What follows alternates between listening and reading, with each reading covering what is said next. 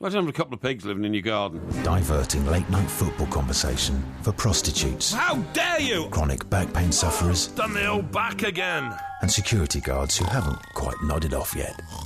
Wake up! The Michaels, Graham and Parry on Talk Sport. For when two mics are better than one. Look at the light! Have you not seen time? I've got time to give you the rest of it, have I? No, you probably haven't. I'm never ever going to go into a hotel room again with cushions and wrap in it because I'm going to say, take these away, these are filthy. When were they last cleaned? Yeah. When did you last dry clean these?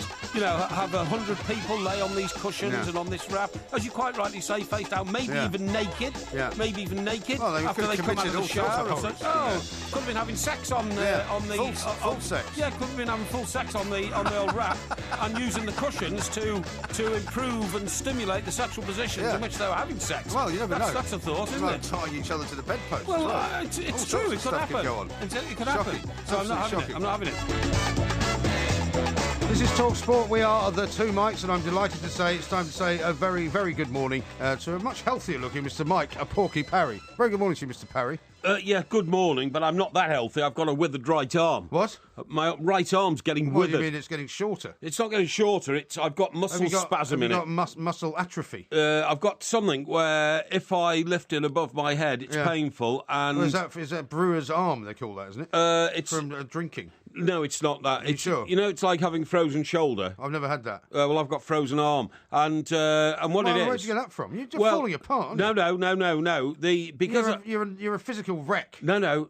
Only 1/3 of my heart works. Yeah. So I have to take 22 tablets a day to keep the rest of it going. It was 27. No, it's not. No, I've cut down on that. 27. No, I never told you that. Yeah, you have. No, you've just not been listening. You told me it was 27. No, I've never told you that, you idiot.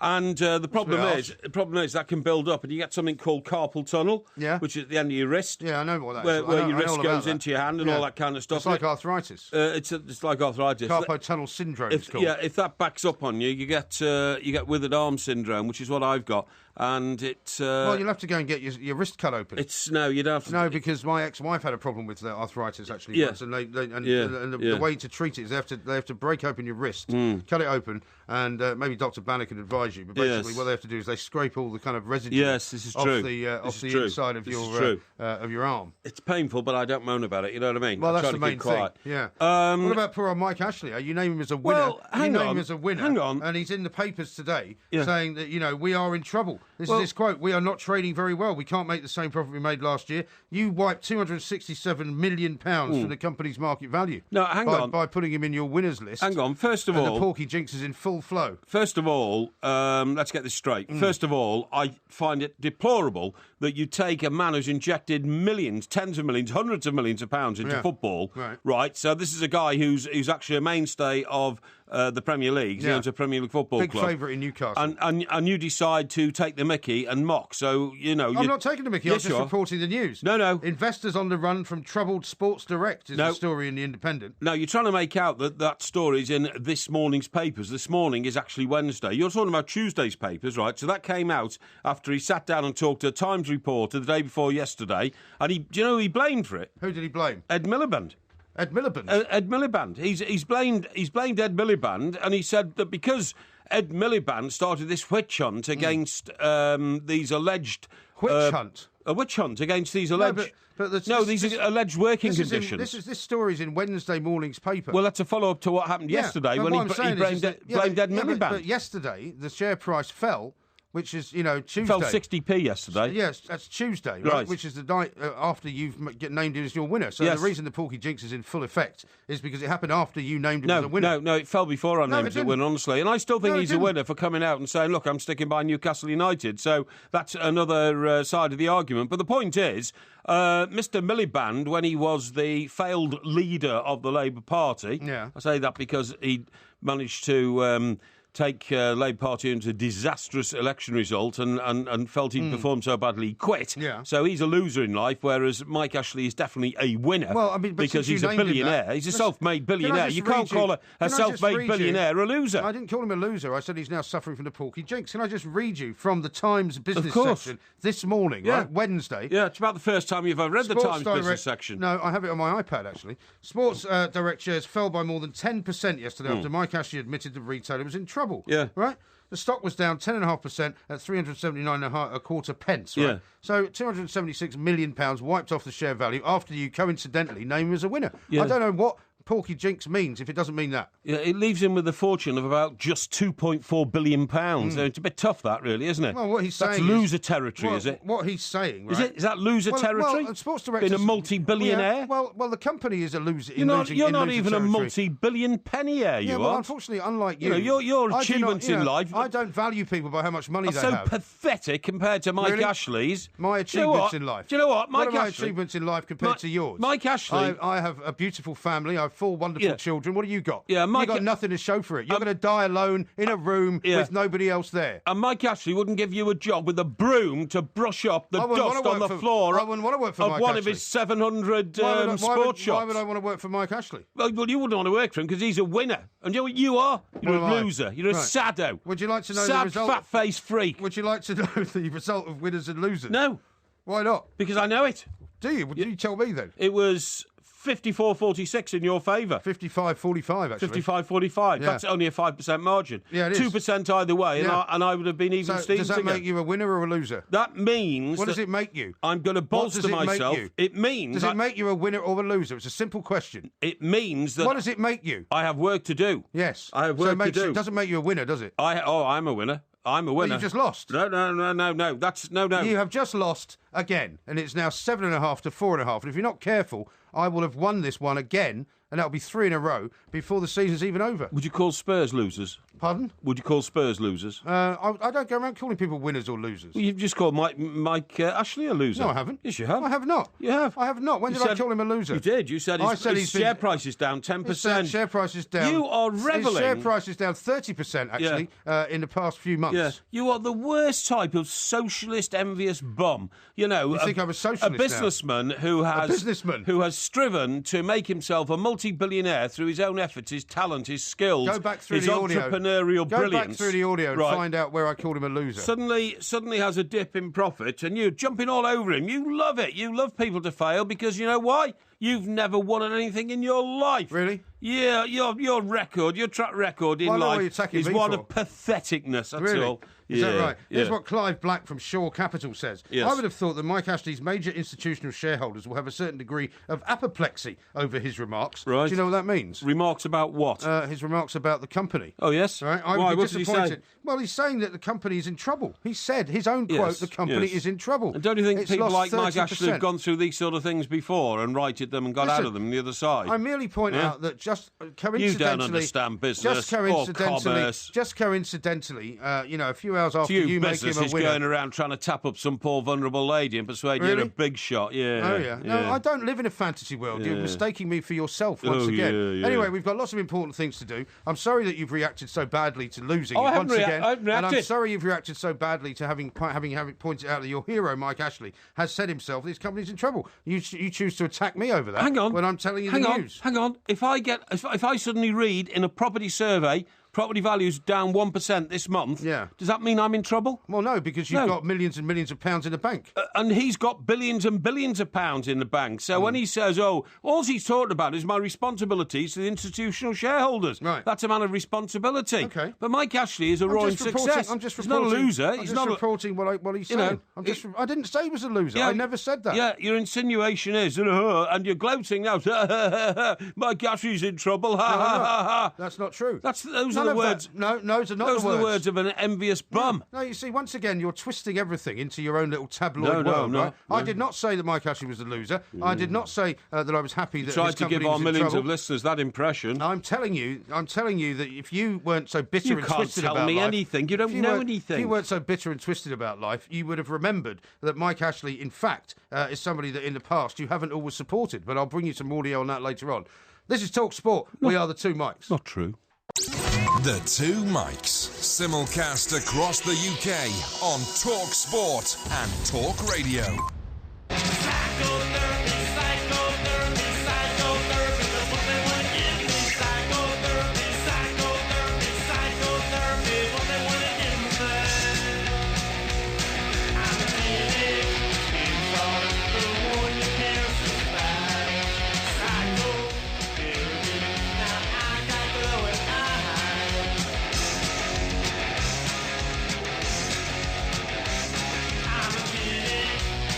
This is Talk Sport. We are the two mics, and of course, it's what is it? Ask Porky coming up a little bit later on, isn't it?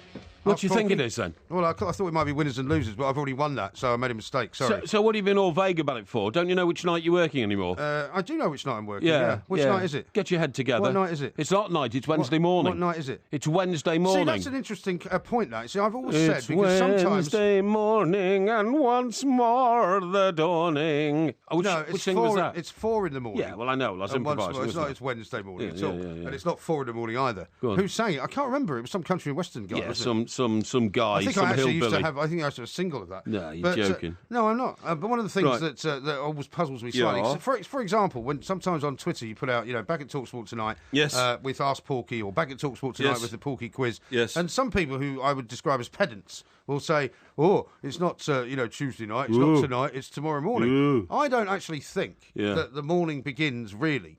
Until the dawn breaks. 5 o'clock is when morning begins. Well, no, it doesn't. I think it's when the dawn... Morning has brought... I don't want to hear any more singing. Is that written by Cat Stevens, by the way? Morning Cat Stevens I believe so, yeah. Now known as Yusuf Islam, of course. Except when he's picking up the royalties from his records, which he's admitted. Well, that's all right. Now, let me... which he uses, by the way, to run his school, so it's all very commendable. That's fine. I've got nothing against him. Hey, how about this from Steve? The Porky Jinx affected the value of Sports Direct. Roy says, the withered right arm sounds like God is striking him down bit by bit for all the shenanigans he's pulled over the years. Here's one from Rangi Toto. He says, can you introduce a handicap system like in golf for Porky, just to keep winners and losers interesting? What? And Neil says, Doctor, when I lift my arm above my head, it hurts my shoulder. Well, don't do it then. Yeah, well, that's quite a good solution. Thank you. Now, on the winners and losers, I'm quite happy to give my response to that. I've lost, I'm afraid, for a third week on the run. But my motive in life, just in case you millions of people out there haven't realised, is if you're not winning, it's because you're not trying hard enough. That's true. If I'm not trying hard enough, I will try harder. I will try harder again until I win. Because I'm a winner. Tried for a long time. Now, does that mean that you'll have to give yourself a 2 out of 10 score in the old diary this week? Well, I'm not over pleased. I haven't had a good 24 hours, actually. Why? I've been trying to catch up with people who've been trying to avoid me and all this kind of stuff. Yes, who would be trying to avoid you? Oh, promoters and all this kind of stuff. Things that we're doing during the course of this year. They're not cooperating. Oh, really? I'm getting a bit irritated about it. Okay. But anyway, there we are. Well, people don't want to hear about you having a bad day. People want to hear about, People are very interested in my bad day. Some very big stories that are out there. And just to be serious for a moment, we will be talking to an expert on this a little bit later on in the hour. Oh, indeed. What happened in Brussels yesterday, absolutely horrendous. It's all over the front pages of the papers. But the back pages, obviously picking up on the security aspects. The England game goes ahead with Germany. Sure. Because there was some doubt about that at the weekend because of all the security problems in Europe. Yeah. But there are serious sort of concerns about the Euros, according to some of the back pages. It's very interesting the way the debate is going. I mean, first of all, do you know what the most shocking aspect of the horrors of Belgium is, Mike? It didn't rock the stock market 1 percentage point, and that's because I'm afraid we are now becoming used to these horrific incidents. Yeah. We've had Paris, obviously. Yeah. We've now had Belgium.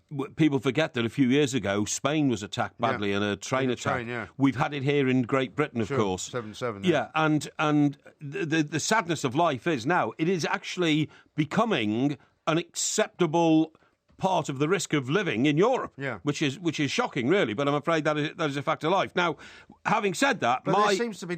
Since Paris, this one wasn't as bad as Paris. But we haven't really quite had. 34 is pretty bad, but I know what you mean. The numbers weren't as great. In terms of people running around with guns and just shooting people at random, which I know you can't really just compare these things, but it must be that much more terrifying if you're sort of in a concert hall and people are just shooting people. There is a slight change in the way these things are being done, isn't there?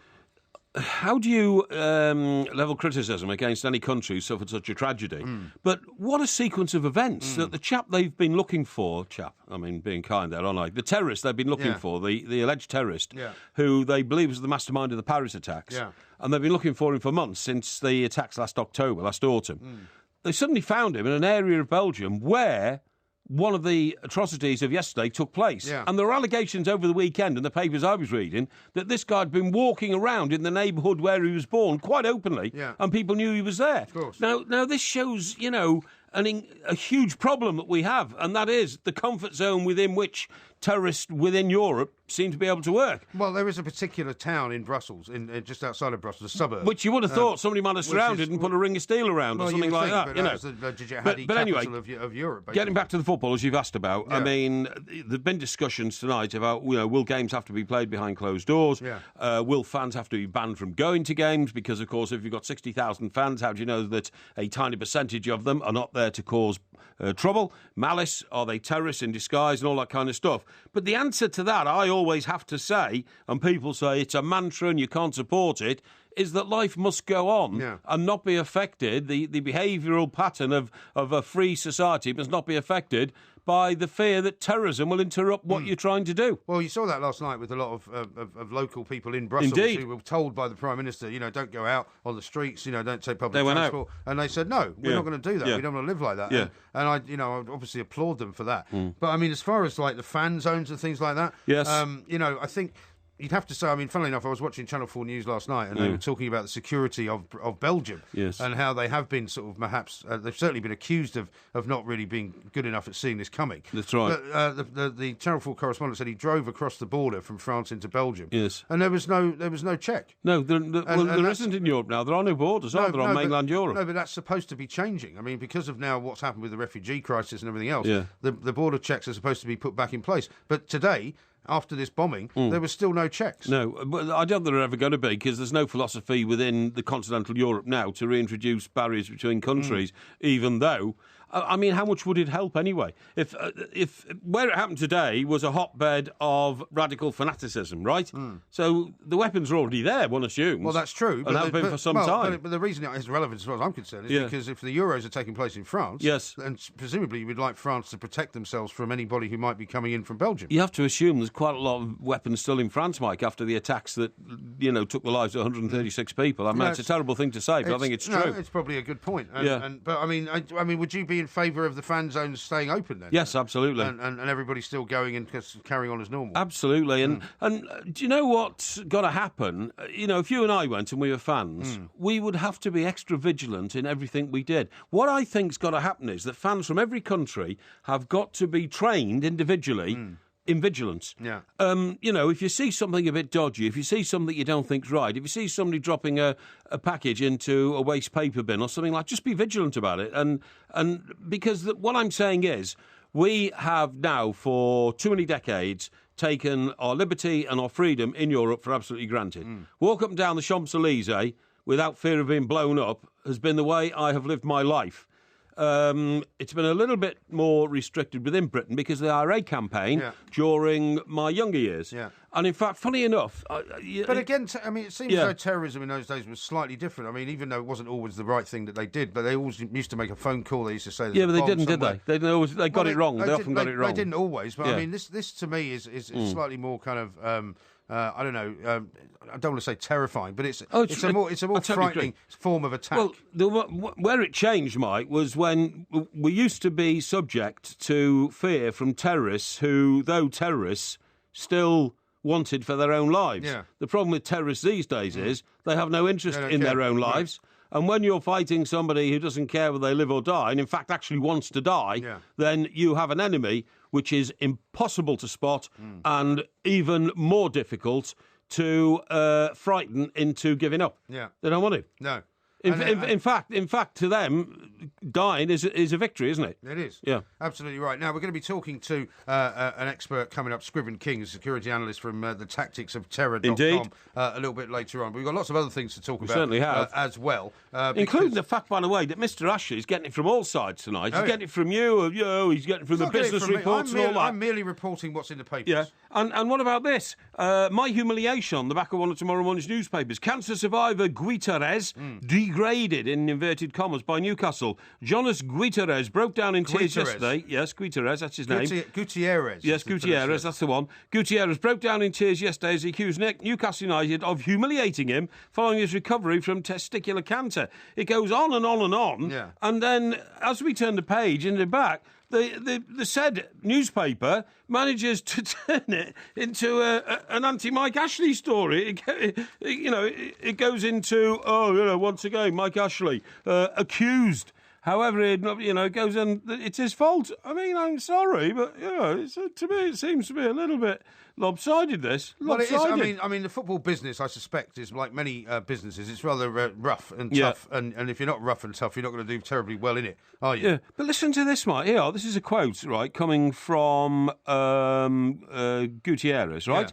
From the way I was treated, I understood that the club hierarchy, in particular the club owner Mike Ashley and the managing director Lee Charnley, were concerned about my cancer diagnosis and were either trying to force me out of the club permanently or, if this was not possible, to ensure that I would not be selected to play in games, which would force Newcastle to extend my contract by 1 year. The background to this is that there was a clicker in the contract that if Mr... Gutierrez played a certain number of games, he was then eligible for a renewal of his contract. Oh, okay, right. And he's saying that because of his medical condition... He wasn't able to fulfil that. He wasn't able to fulfill it, and he was being withheld from playing a number of games. But, I'm sorry, there's a huge wave of, anti-Mike Ashley filling in this country. I'm going to stand up now and say, actually... I'm so in despair at people not recognising the contribution he has made. I want to nominate myself as maybe... Mike Ashley's cheerleader?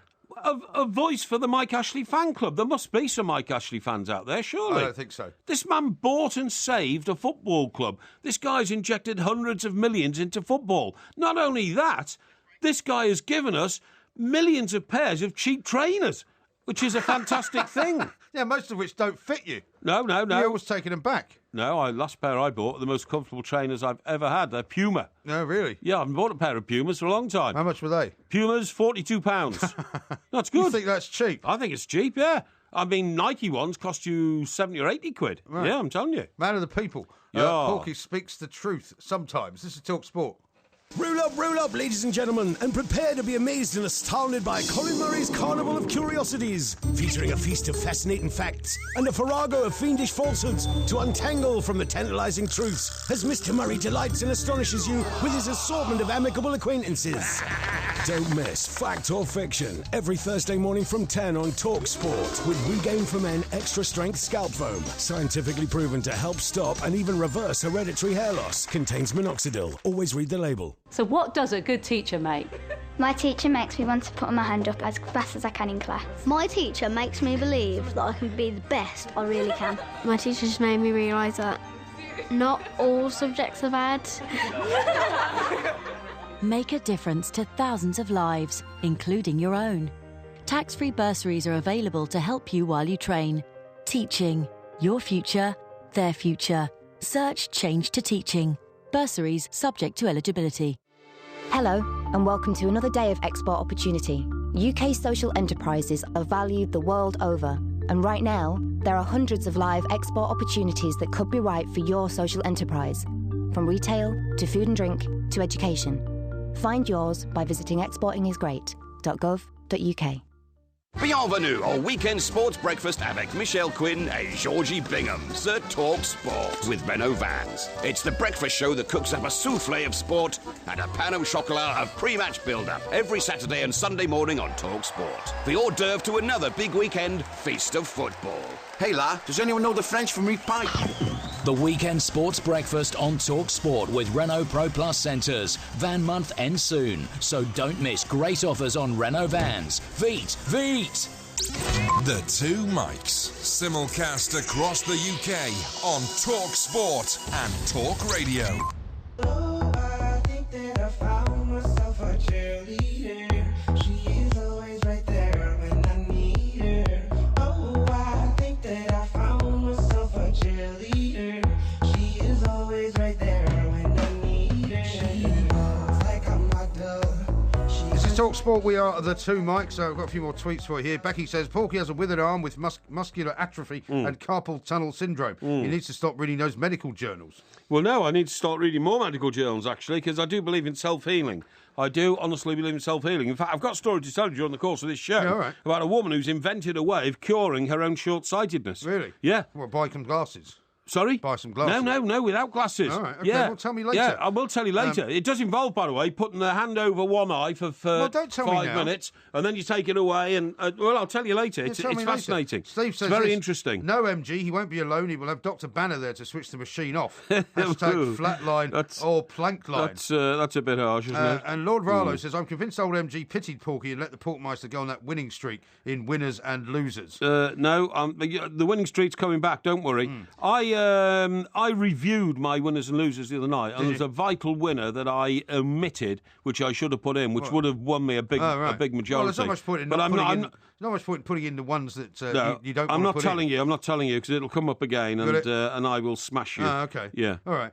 Sean says, I see Porky has started as his usual abusive fool who doesn't listen. What a loser. What? And Stuart says, Porky's in a bad mood tonight. Sounds hungry. His tin opener must be broken. Don't be. Are you hungry? No, I'm not hungry. Of you course haven't I'm brought not any of those hungry. horrible things from cost cutters tonight, have you? Those ghastly sort of cakes that you bring in from What are you time on to time. about? Well, you occasionally bring in those horrible cakes from cost cutter. What, the ones that you eat? No, I don't usually eat them. You eat all of them. You eat all of them. I just pretend to I eat brought in 12 lemon fairy cakes. I had one because I said I just need this for a bit of a sugar rush. I rush. took a bite out of one of them. I gave one to David, our Tasted producer. like it was made of soap. You ate the rest. No, we gave them to the breakfast team. I didn't eat them. Well, I passed them on to you. Yeah, I gave them to the breakfast team. Rubbish. What do you mean rubbish? You Now- eat anything, you do. No, You're I like don't, a goat, actually. by the way. A goat? You're like a goat. You know, goats go around eating cans and all that sort. That's what Well, you you do. eat everything out of a can. Yeah, you eat any sort of old garbage. Now, you do. have you seen what I've received in the post today? Which is a very fine pair of coasters, as you might call them. Unfortunately, I don't want them because they've got your ugly mug on them. Ooh, and you that's can put your good. tea Let's on have a it. look. It's a picture of you and the famous Finn. Oh, here we go. You know, your 11-year-old fan. Oh, he's a lovely young lad. Yeah, and this I'm is the story where you met his mother and him in the street. met him in the street, and they just said, "Oh, hello, can we do a picture?" Oh, isn't that nice? Now they made posters of him. And I've got a very nice note here from his father. Oh, okay. Right, go on. Which I'd like to read to you. Yes, please. He says, "I introduced What's his dad's name? His name is Richard. Richard, or lovely. otherwise known as Finn's dad. Finn's dad, And okay. he says, Dear Mr. Graham, I introduced my eldest son to the wisdoms of yourself and have been bitterly disappointed to learn that in return he introduced Mr. Parry to my youngest son, Finn. The highly excitable Mr. Parry has left quite an impression on young Finn, as the enclosed coasters clearly show. Not participating in social media, I'm unable to lend support to yourself in trying to maintain social inclusion and cohesion and a society which ignores and only humours Mr. Parry's ideologies. However, I do applaud Mr. Parry's campaigns and his single-tasked approach to the purpose of science. Indeed, as an optician myself for the company Mr. Parry used to patronise, I like to think we displayed an appropriate use of research and science. That'd be Holland and Hutchinson. Well, it could well be. Yeah. It is with great regret that his vision has become distorted since those enlightened days. Finn maintains his language and worldly outlook is being stretched by Mr. Parry's reviews and inappropriate outbursts, but you will be delighted to learn that his excellent grammar school are keeping him in check. Excellent. My wife now carries the truly awful Rooney tunes when she visits Sutton in the hope she may meet with Mr. Parry once again. How ridiculous. Then he says, all the best to both of you. So he's a man clearly with a sense of humour. No, also a sense of purpose. I bet you that school he goes to is maybe Sutton High School or something. I've no idea. It's around there. 'Cause I know you don't have to give the school away. Well, they live around Wallington way, I think. Well, you don't have to, identify everybody and where they are. Anyway, listen, as we're giving shout-outs to people who send us things, I want to say a big thank you to Paul Puccioni. Paul Puccioni? He sent me a mug. Sounds like a member of the mafia. Yeah, it does, actually. He sent me a mug. Big Paul Puccioni. Oh, here. I think he's got a Lead Belly Fest or something. What? It says Lead Belly Fest. Oh, that's the guy we met at the St James's Theatre. Oh, is it? Yeah. Lead Belly? Yeah, the guy who was doing a Lead Belly thing at the Albert Hall. Do you remember last year? Oh, okay. Yeah, okay. Well, anyway, look, Paul sent me this. And what's he sent you? Well, he's got some sort of a business where, or he knows somebody's got he's a promoter. Yeah, well, he sent me a mug. He sent me a white mug. Well, one mug for another mug. And it had written on it, Daily Express news editor Mike Parry. And it's a beautiful mug, and I want to thank him very much indeed. Thank you very much for that. You're going to show it to me? Sorry? Where's the mug? The mug? I've taken the mug home. Well, when did you get it? What? When did you get it? Oh, a couple of days ago. Oh, right. Yeah. But look, I took it home because I thought you can only do so many pictures. I've already taken a picture of a mug. my favourite mug, my Princess Diana mug, last week. You see what I mean? Well, that was weeks ago. Oh, was it weeks ago? Yeah. Now, there's another chap who sent me an Everton mug. Thank you ever so much indeed. How many mugs have you got? I get loads of mugs through the post. And I haven't been able to thank you for that. And I don't know where that is, but I'm going to find it, and I'm going to thank you on air when I find it. Thank you very much indeed. What do you mean you don't know where it is? Well, I know where it is. It's in the boot of my car, but I don't know where the card of the company it is, but I'm going to find it and then thank the donor appropriately. Now, listen, things we need to talk about, right? Lettuce, okay. Is that the mug there? Oh, yeah, that's it. Yeah, have we taken a picture of that? I took a picture of that last week. Oh, have you put it out? No. Oh, OK. Oh, could we put that out, please? Well, we could do. Right, Paul, we have got a picture of the said mug. Thank you very much indeed. No problem at all. Well, you know, we take lots of pictures. Yeah. And that is now being distributed. And it refers... Distributed. Distributed, I think you Distributed. said. And it refers to my previous life as a top Fleet Street executive, which is great. Which didn't end well, did it? Oh, it ended very well. Now, I thought I should also tell you about the fact that, Lettuce, right? That's Matt Le Tissier. Yeah. We know who he is, right? We certainly do. Yeah, and... some people say the most sort of unfulfilled England player of all time, you might say. Certainly not unfulfilled player who was English, but some England say... player? Yeah, some say unfulfilled as an England career player. Well, that's what I meant. No, well, you didn't express yourself properly. We're supposed to be journalists, and you're supposed to be able to pare down the words into a malleable form. Lettuce played in the game in Ireland that was called off, and Terry Venables... the one where you got left behind to explain everything. Yes, exactly. Yeah. I had to go and see the Irish government and explain for the rabble-rousing nastiness of the England fans who wrecked the stadium. Yeah. Now, what I was going to say was that, Terry Venables sort of caved into public pressure and gave him a game that night, but he didn't play much again after that under Terry. Now, what I was going to say is Lettuce says, Wayne Rooney's time as an automatic pick for England is over, according to Matt Le Tissier. The former England star is convinced Roy Hodgson would be making a mistake if he stays loyal to his skipper and talisman for the Euro 26 finals in France. And he says... But why would the Express make that their back page story? I find that quite surprising, really. Why? Do you think it's not strong enough? Well, I don't think so, really. I mean, Matt Le Tissier, yes, was a great player. Didn't play very much for England, really. You might say that he was, very, very gifted. Yes. But was quite a lazy player, if you don't mind me saying so. I mean, he admits that himself. I mean, I've seen him doing his kind of after-dinner stuff. He used to do it with him and Peter Shilton. I think used to do one together. And he makes a joke of the fact that he was, the laziest player on the field. He was laid back. He didn't like to run very far. The other issue about his career, which people always ask about, is why didn't he leave Southampton? Because Southampton was not the club then that it is now. Yeah. Southampton was a small I don't particularly blame him. Club. I mean, I don't particularly blame him for that. You would probably say he was unambitious because he was quite happy where he was and he didn't want to challenge himself in another arena. I've heard him say, although not exactly in precise words, but I'm aware of the fact that he did like big fish in small pond syndrome. Well, he also without a shadow of a doubt. But he also liked being in Southampton because that's what I mean. His kind of, he's from the Channel Islands, isn't he? And it was his kind of home territory. From the Isle of Wight, I think, wasn't he? I thought he was from Guernsey or somewhere. I'm not sure. I thought it was the Isle of Wight. Anyway, you may be right. But anyway, if you think that he's not a big enough name to express the fact that Wayne Rooney shouldn't be there, you may well be right. I just don't. I mean, I know it's a quiet week and there's not much. It's quiet week. There's no football going on. It just doesn't seem to me. I mean, there's been plenty of people who've got opinions of Wayne Rooney. I also wonder sometimes if players haven't played for such a long time, how important their opinion is. Yeah, I saw Matt recently. Actually, no, it wasn't recently. It was a couple of years ago, and we were in Canary Wharf. And we're having a drink and all that kind of stuff. Yeah. And I mentioned to him, this is how the rivalry is down there on the South Coast, He's very much a Southampton boy all his life and all that kind of stuff, Yeah. And in fact, he had a nightclub there. Right. He had a share in a nightclub. Anyway, he's been very successful in everything he's done in Southampton. Oh, he has. He's Mr. Southampton. Which is another reason why he wanted to stay Exactly, there. Yeah. But anyway, so I said, great to see you, mate. How you doing, mate? What are you up to? And I said, by the way, I bought a place down on the coast now. Oh, brilliant, he said. And where is it? And he mentioned a number of places around Southampton. I said, no. I said, it's Gosport. He said, Gosport? I said, it's on the other side of the harbour to Portsmouth. Yeah. He said, Portsmouth? I said, you must come over. He said, come over? He said, me? Come over to Portsmouth? Yeah, right. He says, what sort of reception I get? And he went completely bonkers and mad. Well, did you not see that coming? Well, I suppose I should have done, but I didn't realise that the fierce rivalry between Southampton, who the Portsmouth fans call scummers, and Southampton and the Portsmouth fans, who they regard as sort of yoiks, oiks, Well, why could you live in Portsmouth and not know that? Well, I kind of knew it, but the problem was that, the Portsmouth-Southampton games hadn't haven't taken place for a few years now because of the demise of Portsmouth Football Club. Well, they're not in the same division, are No, they? so it's not always been that aware, has it? No, exactly. You know what I mean? Hackman says, what was the name of your Italian friend there that sent you the Daily Express mug? Daily Express mug, Pucci. Hang on. Big Paulie. Paulie, hang on, wait a minute. Got it here. I have the contact note. Yeah. It is Paul Puccioni. Right. Well, Hackman says, has he sent you a horse's head? Does he send me a horse's head? No. No. But I'm not sleeping with the fishes. No, not at the moment. This is Talk Sport. The Two Mics, simulcast across the UK on Talk Sport and Talk Radio.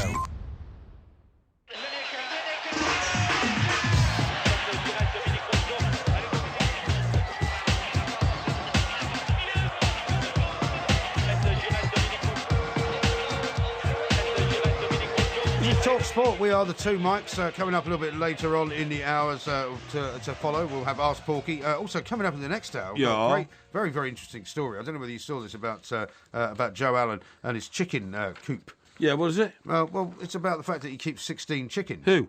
Joe Allen. What, the Joe Allen the footballer? Yes. Not Joe Allen who owns the restaurant in London that we use on a regular basis. No, of course Joe Allen the footballer. Yeah, it just sounds odd. I mean, why does it sound odd? Well, a restaurateur... Have you never kept chickens? Of course not. Not? A restaurateur would be more likely to keep chickens than a professional footballer. Where does he keep them? Well, he keeps them in his house. He's got a coop. Where is it? 16 pet chickens. Where is it? Well, I mean, he lives in Liverpool, so I mean, so it's sort of in Formby, somewhere around there. Well, I'm not going to give away his address, am I? Yeah. And I'm not going to necessarily tell people... I mean, you seem to be obsessed with telling people where everybody lives. No, it's just that I like to geographically map out my head. No, yeah, because you're still in that kind of tabloid newspaper thing where you go, whatever. Mike Parry, 68 from... So who feeds these chickens and all that sort of stuff, eh? Well, you don't have a clue, do you? We're going to talk to a chicken expert in the next hour. Oh, who's why? going to tell us how that happens. Boring. What are we doing because that for? chickens are very interesting. I used to have chickens. Oh, did you? Yeah. That doesn't surprise me. When I was at university, Did your crazy old father give you a chicken or something? My father was not crazy, first of all. Thank you very much. Oh, He sorry. suffered from dementia in his later years. Oh, that was in the last part of his life. When he was giving you chickens, he was an erratic and eccentric lithographic guy who... lithographic guy? Well, his he was job, a member wasn't of it? Slade, actually. What, no, he sorry? was an artist. Yeah, well, that's what I mean, you know. He was an artist. Anyway, so these chickens he you had, regarded where the did likes you of keep you them? as an oik. Well, it was when I was living in Bath. Yeah, well, I'd regard him as a nutter. Yeah, well, it doesn't really matter. He wouldn't care how you regarded him because he would say to you, you know, the fact that you think at all is sufficiently remarkable. I would pay no attention to what you actually say. Well, I've known you for 30 years, and this is the first time I've ever heard you mention this love of chickens. Well, there's many stories that you've never heard me tell because you never shut up for long enough for hearing any stories I'm sorry, I've got this to tell you. nonsensical, I love chickens. What a load of rubbish. We had two chickens when I was at Bath University, right? Yeah. I lived in this house in a place called Widcombe Hill, which is on the way down from the university. This wasn't the flat where you used to steal all the crockery? No, that was a different place. Right, okay. And we'd moved from there. When we went to this place, right, this is what happened. We lived in... It was one of those beautiful Georgian terraces, but not quite as nice as Royal Crescent. In Bath? In Bath, yeah. Yes. But it was a beautiful crescent. Okay, and fair enough. And it was on a hill, right? Yes. So why did he let it out to a load of grubby, filthy students like you? Well, you rent some of your properties to grubby, filthy students, don't you? No. No? What, are you telling me you don't rent to students? I don't think so. You don't think so? Are you sure? I don't think I do. You sure you don't want to retract that? Well, anyway, let's move on. Let's move on, yeah. Anyway, so this poor guy had inherited a house and it was a bit run down. And we had basically, if you stood at the front door, the basement went all the way to the back, but by then it was actually the first floor. Yeah, I understand that. It was on a thing. So we had the basement, which was lovely. We had a cellar under that, and then we didn't have the next floor, but we had the one above. So we had like two floors split by somebody else, right? Like a duplex. No, nothing like a duplex. No? My New York apartment was like a duplex. Yeah. This was one which was. There was a floor in the middle. There was a common staircase. Okay. All right. See, I can see you're already getting bored by this story. No. I thought this was about chickens. You know, well, it was. Not the architectural merits of Bath Crescent. Well, I'm now telling stories the way you tell them. It's frustrating, isn't it? Right, go on. So you just have to sit there and listen. I'm going to be out of time in a minute. Yeah. Anyway, we took the guy to the rent office. Because he was charging us... What'd you take him there for? Didn't he know where it was? Yeah, very good. That's not bad for you, actually. It's not bad. No, the thing was, in those days, it was very much in favour of the tenant. Right. This was before, the Tories changed all the rules. And I think we were paying him something like £40 a month. Yes. Some ludicrously small amount of money. Yes. And there was about 5 of us living there. And what about the chickens? And we got it reduced to £10 a month. Right. And the guy came around in tears, practically. He said... I can't rent this. What did you say? Anymore. I'll take one of our chickens home and put it in the pot. No, we didn't say anything about the chickens at that point. We just said, it's tough. You shouldn't be a... And what about the chickens? You shouldn't be a landowner. That's what we said to him. So you called him a filthy capitalist? Yeah. And all property is theft? Exactly. And here's a tenner for next month's rent. Yeah. Now, I'll tell you the story about the chickens coming up in a little while. I'm not sure I want to know. I haven't got the will left to live. Haven't you? No. What about your Indian Bridges book yesterday, for heaven's sake? This is Talk Sport. We are the two Mikes.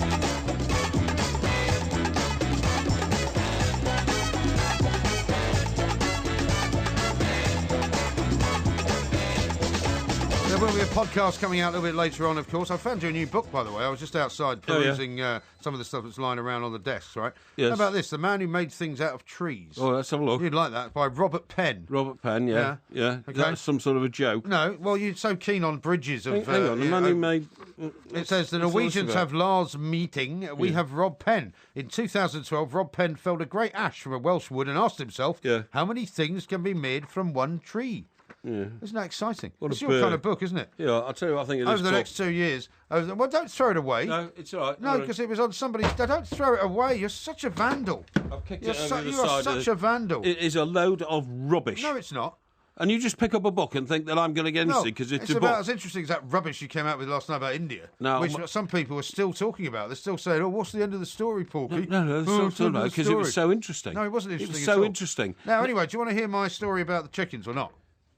I'll tell you it now. Yeah, go on then. Go on. Anyway, so one of the guys in our little communal flat scenario, there was 5 people, right? Right. One of them who had dropped out of the Navy, funnily enough, he passed out with Prince Andrew. In the Navy. No, he wasn't in that kind of Navy. Right, It was okay. Prince Andrew and he were in the same class. Dartmouth. And I went down to Dartmouth to watch Prince Andrew passing out because my mate Steve was there as well. But he dropped out of the Navy after having gone through university with them, right? Because he didn't believe in warfare. Okay. He became a vegan. Stupid thing to do to learn how to fire Sea Dart missiles if you don't believe in warfare. Well, he was an electrical engineer, and he was actually going to be in charge of missile manufacturing and all that kind of thing. Yeah. But he decided that wasn't for him. Anyway, so he became a vegetarian. He decided that we'd have our own version of the good life. So we started, and we had this quite big garden. So we started growing things. We grew tomatoes, we grew runner beans, we grew strawberries. We drew... Did you eat any of these? Yeah, we did. They were great, actually. I mean, I must say, it was fantastic just having to walk into the garden and get your vegetables. It was great. He then decided we should get a couple of chickens. Right. Because then we could have our own eggs. Where'd you get them from? I don't actually know where he got them from. I think we bought them from a chicken farm, I guess. And we had these 2 chickens, and we called them Mugabe and Nkomo, because we thought that was quite a cute thing, because they were the 2 kind of leaders. You're intellectual students. Yeah, exactly. Nobody else knew Mugabe and Nkomo was. It was a bit like the young ones, you know. Oh, Joshua Nkomo. Anyway, so it was great. So we had these lovely eggs every morning. The terrible part about the story, right, is that at some point, one of the chickens stopped laying eggs. Right. And they were in a little sort of hut at the bottom of the garden. And so we'd go down in the morning, it was only 1 egg instead of 2. And so we had this house meeting. And this guy was quite, because he was one of these guys that was very determined about everything, and he was very sort of sure of himself. He said, right, well, he's left the Navy, he's now become a vegetarian. He said, well, there's only one thing to do. We'll have to kill the chicken. Because if the chicken is no longer laying eggs, it's no longer contributing to the household. Surplus to requirements. So he brought in his brother, who worked in an abattoir, to do the killing. Okay. And I had to hold the chicken's legs while his brother snapped its neck. Oh, dear. Don't want to know about this, thank you. I'm telling you the story so that you can find out about, farming and these kind of techniques. So did you then cook the chicken? We did. Well, first he had to pluck it. Yes. Because I didn't know how to pluck a chicken. Yeah. Right? So he plucked the chicken. After you had to hold it upside down into a bucket so all the blood ran out. Right? Horrendous. This is a good one for Finn, actually, this isn't it? Family show. Yeah. And the worst thing was, right, after we ate the chicken, which was delicious, by the way. Yes. Probably the best chicken I've ever eaten. We found all the eggs. So it had been laying eggs? Yeah. So you killed a chicken for no reason? Yeah. That's horrible, that. I know, I've had to live with that. I've had to live with that. Well, I hope that when you get to heaven, if you ever do, because some of the sins you've committed on earth means you won't. Well, I don't necessarily know there is a heaven. You might see the ghost of that chicken. The ghost? You think the ghost of the chicken is in heaven? Is that what you think? Well, I'm telling you. Is that what you think? Well, I believe there's an afterlife, and so I believe everybody goes there. Well, I'm sorry. There's ghosts walking around in heaven? Well, I think you should pay a penalty for that cruel, that very cruel act. What a bizarre world. I'll tell you what I'll talk to you about, right? Yeah, I'll tell you what I'll talk to you about. Did you know that police? I've come across this in my crime journals. Oh, yeah. That the most offensive weapon now being used by women, and police are logging up mounting complaints about this one are stiletto heels. But they're not being used in a sort of, mild way. Women are getting blinded by attacks by other women, and the attacks are you coming... mean like in nightclubs and things? On the streets, in nightclubs and all that. Right. Stiletto heels are increasingly being used as a weapon. Police forces are dealing with hundreds of incidents of women using the footwear in assaults, sometimes with life-changing injuries for their victims. According to figures released under the Freedom of Information Act, 150 violent incidents involving stilettos have been recorded in the last 12 months. Really? Yeah. The data came from 21 of 44 police forces, including that the actual number of attacks is likely to be much higher. Guess where it happens mostly? I would probably be. It would be a city somewhere. Well, metropolitan city, obviously. Metropolitan city. I would say Newcastle. Well, it's Merseyside, actually. Is it Merseyside? It says Merseyside's a hotspot for attacks with high heels, with 43 recorded since 2013. Wow. The numbers led to one of the area's top policemen saying that clubbers were letting themselves down and urged them to control the drinking in the wake of the serious attacks. Yeah. Last May, a man was left with a 7-centimetre scar on his forehead, as well as a severed artery. So a severed what? A severed artery. Artery? Yeah, artery, after an unprovoked attack with a metal tipped stiletto heel. So that means that women are attacking men in that way? That women are attacking women and men. Right. Amy Sundevi, a mother of two, aged 30, who was pregnant at the time, launched the attack outside a pub in Kirkdale. But another victim, Katrina Kuchil, right, that's the way her name is spelt, Kuchil, from Bolton, was blinded in her left eye and said she lost her job in the aftermath of the attack. Her attacker has never been caught. I mean, blimey, it's terrible. Yeah, that's awful, isn't it? But, I mean, I'm surprised it hasn't happened sooner, because it is an offensive weapon, a stiletto heel, isn't it? Well, it is, yeah, but I suppose maybe there was a time when there wasn't that many women wearing stilettos. Oh, I think there is, and always has been. Do you remember we used to have a great colleague here called Faye, who was a newsreader? Faye Carruthers. Faye Carruthers. Yeah. I thought you were the person who said we shouldn't tell people their names. Well, I mean, she was on the radio, so most people would know which Faye you were talking about. Anyway, well, you're not going to give her address away or anything, are you? Oh, no, nothing. But we were out... Faye Carruthers of 12 Stanhope Street, Middlesex. No, nothing like that, no. We were out one night, and, she was... What, you and her? Well, a group of people were out, she happened to be around and I was around, that kind of stuff. But she told me this story. She said that a previous boyfriend that she'd had, they'd been out somewhere on one of these trips where they'd hired like a minibus or something like that, you know what I mean? Yeah. So they got off to Hampton Court Palace or something like that for, I don't know, some dinner or something like that. Bladderation scenario. Yeah, bladderation scenario. And on the way back, she felt extremely ill because she'd had far too much to drink. Right. So she asked her boyfriend to, assist her. It's not an embarrassing story. No, it's not embarrassing at all, to assist her. Yeah. And he was paying attention to another young lady at the back of the minibus. The boyfriend? Yeah. So she took her... I better know who that was. Sorry? I know who that was. That's a terrible thing to say. Sorry, carry on. I mean, you're making... Don't say it. Okay. So, anyway, she's... in order to grab his attention, she took off her stiletto heel, because she was wearing stiletto heels. Started battering him with it.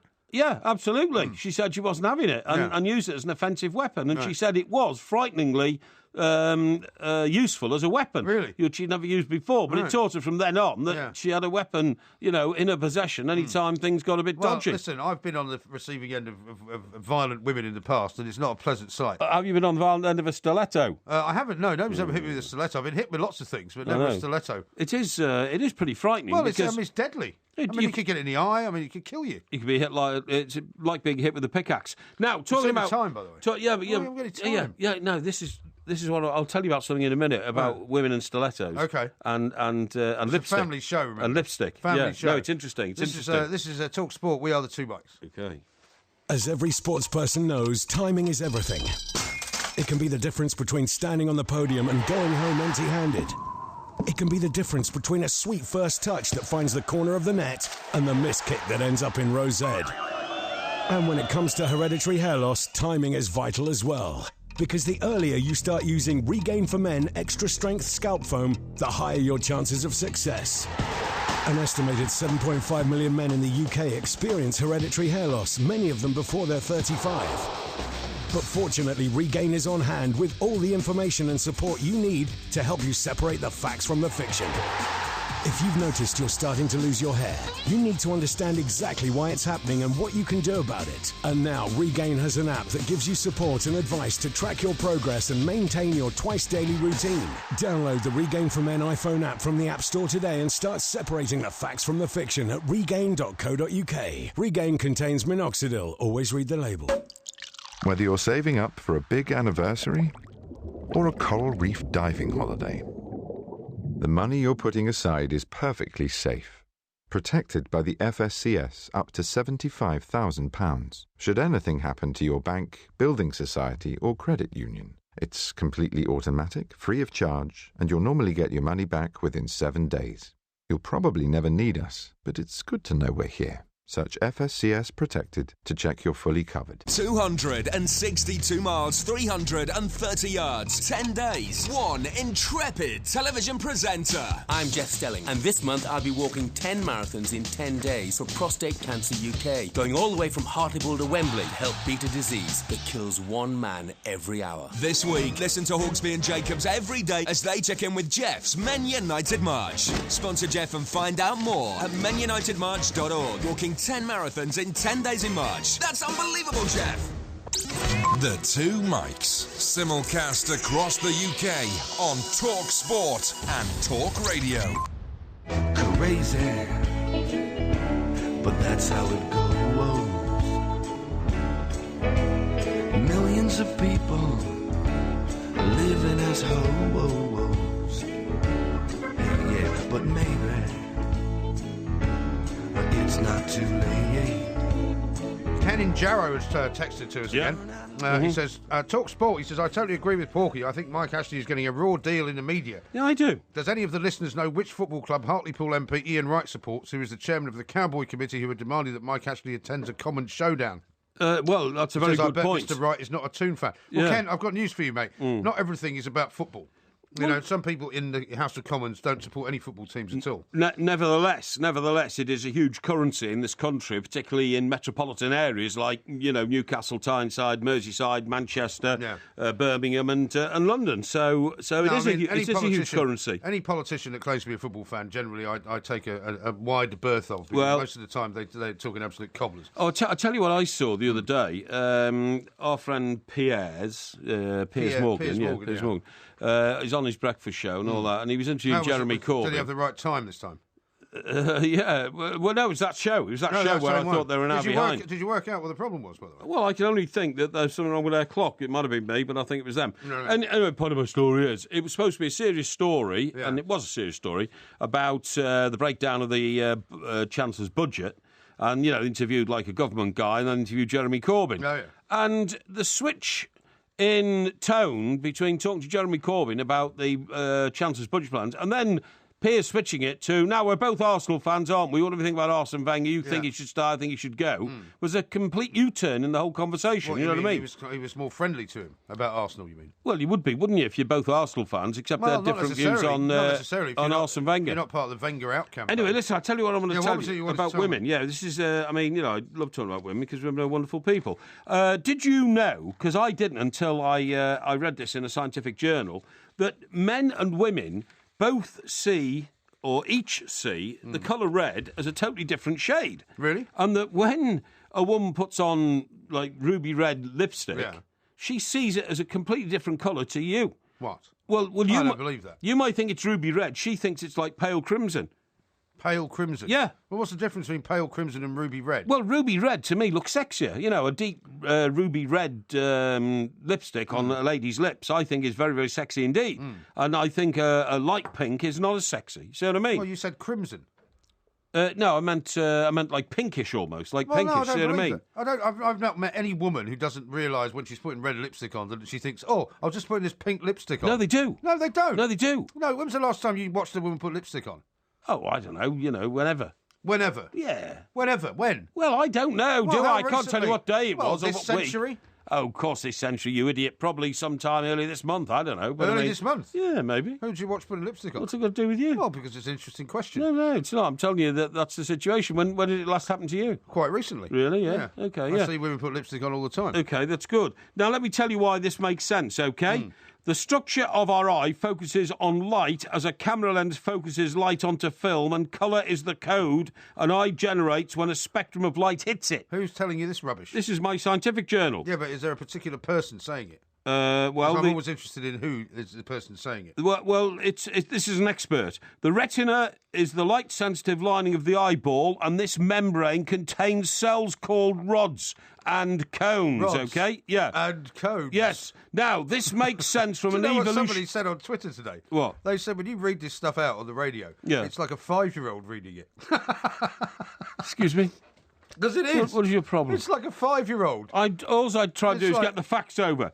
Now, here... Just imagine this is a 5-year-old reading this. All right, carry on. No, don't imagine that, please. Just take it as an adult conversation. Now, both males and females can perceive more variations in warmer colours than cooler ones, OK? Well, so what you're basically saying is that if a woman was to be, say, an artist...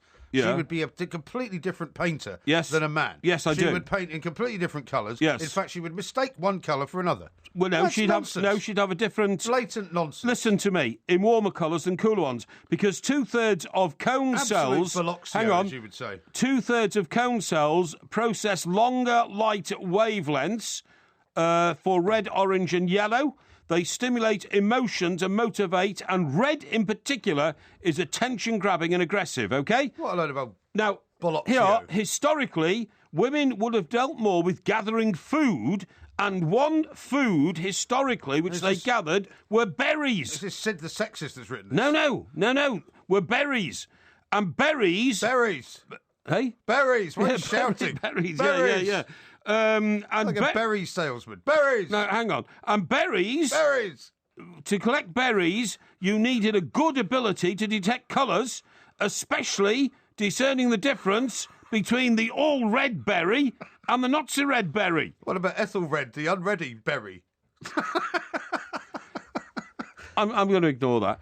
The difference... This is rubbish. No, the difference... This is absolute nonsense. The difference could be a nutritious meal on the one hand, or poisoning your whole family on the other hand, because only the very red berry... So it was poison with you, isn't it? Eh? So it was poison with you. Hang on. Only the very red berry was good to eat. As such, women with better colour vision lived longer and their genes were stronger, which they passed on to their daughters. Right. So you see, that's the answer. That's absolute nonsense. No, it's not. See, that tells you why scientists should never come anywhere near fashion, never come anywhere near art, and should be and just keep in their laboratory and keep doing, experiments on dumb animals. Yeah, because that's what they're good for. Right. That is the most ludicrous thing you have ever said, and that's saying something. Why? Because you say a lot of ludicrous things. No, it's rubbish. Listen, here, I've got some evidence here from another part of the survey. OK. Now, we all worked in magazines and papers all our life. Your father was a printer, did you say? No, he wasn't a printer, he was an artist. Artist, OK, here you go. Right, here we go. A magazine printer for many years quite often invited customers in to see his work. They'd arrive... what is this, some kind of riddle? No, this is an example of how the colours are different. They would arrive to approve colour matching to proofs or photographs.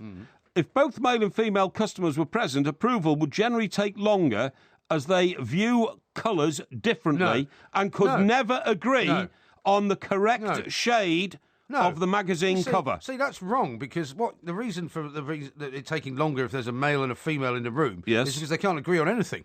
And therefore, they go backwards and forwards much longer than two men would, or probably than two women would. No, that's true. I mean, no. I've worked on many magazines, and I've worked with many men and many women, and it would be fair to say that women, I would say, are much more difficult to have as a boss in terms of, making up their minds and wanting something. Because that's my experience.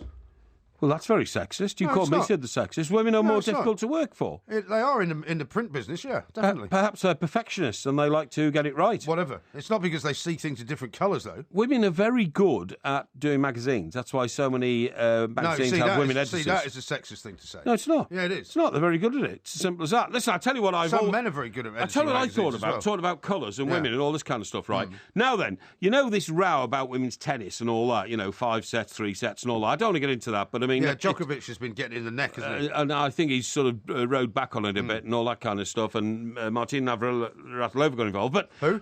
Martina Navratilova. But one of the points that people made were they said, oh well, physically there are different demands on men and women in tennis, and okay, that's a different argument. What I was going to say was this: talking about colours and red balls, which are played in snooker. Why is there not a world snooker champion who's a woman? Because I would have thought women would be better at playing snooker than men. Well, there's been a sort of a sexism around about snooker, hasn't there? Because women are not, up until relatively recently, women were not allowed in certain tournaments, and so they couldn't get enough qualifying points to get into the championships. Yeah, but I think there is one quite good woman snooker player now. I'm not even sure there is. I think there has been in years past. But what I'm saying is this. I can't see any physical prohibition on a woman becoming a great snooker player. No reason at all. Like I can see in rugby, in football, and in tennis. Well, no, they can become great players, but they're rarely going to be playing against the opposite sex. No, but what I'm saying is, I don't understand why.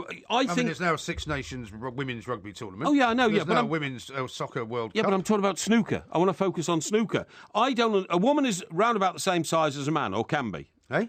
A woman can be the same size as a man. Okay. Well, what do you mean by that? What I mean by that is that part of the exercise of playing snooker is you have to be able to bend over a table, stretch out your arms onto the... What's your problem? Sorry, what's your problem? Sorry. What's your problem? It's just the idea of you suggesting a woman bending over a table. You know, it's I'm talking about bending over a snooker table. Why do you have to make what table it is? Why do you have to infer some smutty sexual innuendo in it? I'm not. It's just because of this expression. And what I'm saying is, the reason why women traditionally became secretaries. What is your problem? What do you mean traditionally? Women traditionally became secretaries. What do you mean traditionally? Because traditionally when? Well, traditionally, since the Second World War, women have traditionally become secretaries. Like Florence Nightingale? Well, she was before the Second World War, actually. She wasn't really traditionally a secretary. I'm talking about a load of young ladies like Indira Gandhi. After the Second World War, sought a profession as a secretary. Well, during the Second World War, they were working in factories, munitions factories, and driving tanks and driving all sorts of things. The reason women became secretaries was because they were more dexterous than men, i.e. their fingers work faster on a keyboard, and that is a proven fact of life. They work faster than yours, that's for sure. Well, the women are better able to handle a typewriter keyboard than a man. That is a proven fact. So if that's the case... It's not a proven fact. It is a proven fact. It is a proven fact. If that's the case, I would have thought a woman's ability to hold a snooker cue, to form a bridge on a table with her left hand while she's operating the cue with her right hand, her eyesight, her ability to recognise a red ball, I would have thought... It's amazing that women have not become world snooker champions. I would have thought they'd be better at it than men. But you've absolutely bitten into a poisoned apple here. I haven't at all. The idea that men and women see the colour red differently is rubbish. It's not. For a start. It's not. I've read you the scientific proof. Well, that's not scientific proof in my book. It is. And your nonsense about why women are more dexterous and all the rest of it is also rubbish. Because if that was the case, then everything that was supposed to be done with your hands, women would be better at. Why are women better at sewing and knitting than men? They're not. They are. No, they're not. They are. More women do it. Well, it doesn't make them better, does it? Women are better typists, they're better sewers, they're better knitters. Better pianists? Well, they're as good pianists. Better saxophonists? They're as good. They're as good. But not better. Well, that's what I'm saying. Why can't women be as good snooker players as men? Well, they can. Because a lot of it is done with the fingers, with the hands, with the coordination between your eye and your hand, which women are very good at, and I don't understand it. Stuart Weir has tweeted, right? Yeah. He says Alison Fisher is the best player ever, and Rhiannon Evans is the current best. Well, there you go. So there are women snooker players. Yeah, of course there are. I knew that. I just can't work out in my head why they can't be as good as men, or even better. Well, they are. That's the point. Well, they're You're not, wrong. are they? Because there isn't a world snooker champion who's a woman. Never has been. Well, because they're not in the championship. Well, there should be then. In that case, we've got to break down those barriers. Well, all right. Well, then fine. Yeah. Break down the barriers. Yeah. That's what we do here. This is Talk Sport. The Two Mics, simulcast across the UK on Talk Sport and Talk Radio. Gotta sing me a little chicken song. This is Talk Sport. We are the Two Mics. Now, some of you may have heard our earlier conversation about Joe Allen, who's revealed that he's got a love of his pet chickens. He's done an interview with a magazine, which sounds like one of Porky's magazines. It's called Chicken and Egg Magazine, and he says that Basically, he's got 16 chickens, looks after them very well, and it's a wonderful pastime. Now, we're going to speak to somebody who knows an awful lot more about chickens, perhaps than we do, and it's Mayat van Eitert, who is the author of Chickens Naturally Raising a Sustainable Flock. Mayat, a very good morning to you. Welcome to the show. Thanks for having me. Now, I was explaining to my co-host here, Mike Parry, that as a student, I actually had 2 chickens, and it was a very fulfilling time of my life. We grew our own vegetables and got fresh eggs every morning, and it was fantastic. But most people would probably say, how on earth can you look after chickens? Do you need a large amount of ground to do it? Do you have to keep them safe from foxes? What's the deal? You actually don't need a large amount of ground. You just need enough ground per chicken. So if your chickens are going to be cooped all the time, they should have about 10 square feet of space per chicken. If you're going to let them run around, then you can give them 4 square feet of space per chicken. Right. You do actually have to try to protect them from things like foxes. Right. Possums are a big issue in our area, but yeah, that's something you definitely want to look out for is predators and they'll just come in the middle of the night and just wipe your whole flock out. Right. Mm-hmm. Now, is there, this guy we're talking about, Joe Allen, you may not know, he's a footballer for Liverpool. He's a Welsh international as well. Is it something that people are starting to do more of? Because something, for example, in London, a lot of people got worked up about was beekeeping. And there's a lot of people who now keep bees in the city. And you sometimes see people with pigeons. And are people kind of keeping chickens more? Yeah, it's definitely something that's becoming more trendy and something that's more popular. You see a lot of celebrities now jumping on the chicken bandwagon. Jennifer Aniston is one example. Julia Roberts is another example. So it's definitely something that's becoming more and more trendy as people become more aware of where the food's coming from and actually also how the animals are treated in industrial farming. Are we sure, Mark, that the people who are, taking on these chickens and looking after them, because it's Mayat, Mayat, I'm sorry, yeah, Mayat, because we've all seen the phenomenon of, a dog is not just for Christmas, a dog is for life. Some of these celebrities get onto this bandwagon, think it, as you quite rightly said, trendy to have a flock of chickens, and then lose interest. And then somebody else has to look after the chickens until the chickens either all disappear because the foxes get them, or they die of starvation or something. Is it just a flash in the pan thing that's going to last a few weeks and then it's gone? I don't think so. A good example is Jennifer Aniston. I keep bringing her up, but Jennifer Aniston, she actually bought her house in L.A. specifically because of the chickens, and they're part of her family, and, they enjoy getting the eggs and everything. Yeah. So I think with Joe Allen, I don't really necessarily think it's a flash in the pan. I think it's something that once you get involved with them, they become pets, and once they become involved with your life, that it's something that people just keep going and doing and doing and doing. They become more members of the family, I think. And from what you've told us of the facilities needed to keep chickens, it's not just confined to people with big homes, is it? And big houses and big gardens can actually... Well, we said that earlier. You can keep them in a relatively small space. But that's the point. You keep them in a relatively small space, but they're not very expensive to maintain, are they? All you need is a bit of chicken feed every day, isn't it? Yep, that's exactly it. You can actually also feed them kitchen scraps. So if you have had a big meal and you have salad left over, your chickens can eat that. So there's a lot of ways to actually reduce it even further, the amount of money it costs you every month to keep them. Okay, well, at what point, Mayat, do you decide that chicken's going to be enough eggs now, before it gets too old, I want to kill it and eat it, so it's still a tender chicken?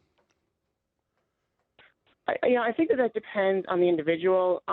There's a lot of people out there who, as soon as they realize that the chicken has stopped laying, then they'll go ahead and put it in the pot. But there is a growing constituent of people who will continue to keep them long after they've stopped laying. Like I said, they've become members of the family. I see. So it really actually just depends on the individual. I see. I must say, when we had the chickens, they were you could tell the difference. You always tell the difference between the two. If you look at, if you just go to, say, a farmyard and look at a load of chickens, you don't really see many differences. But Maya, it's true, isn't it? We had 2 chickens, and you could very easily tell the difference between the two. And they were, and we used to pick them up and hold them and stroke them and stuff. It was great. Yeah, definitely. They are, they're very friendly creatures. I don't think they're terribly attractive creatures, though, are they? Neither are you. No, but they look awkward, and they. Snap. how does a chicken show affection in the same way that a dog does? You know, they make a little noise. A dog can yap at you, and it can lick you with its tongue, and it can paw you with its paws. I mean, how does a chicken show affection towards its owner?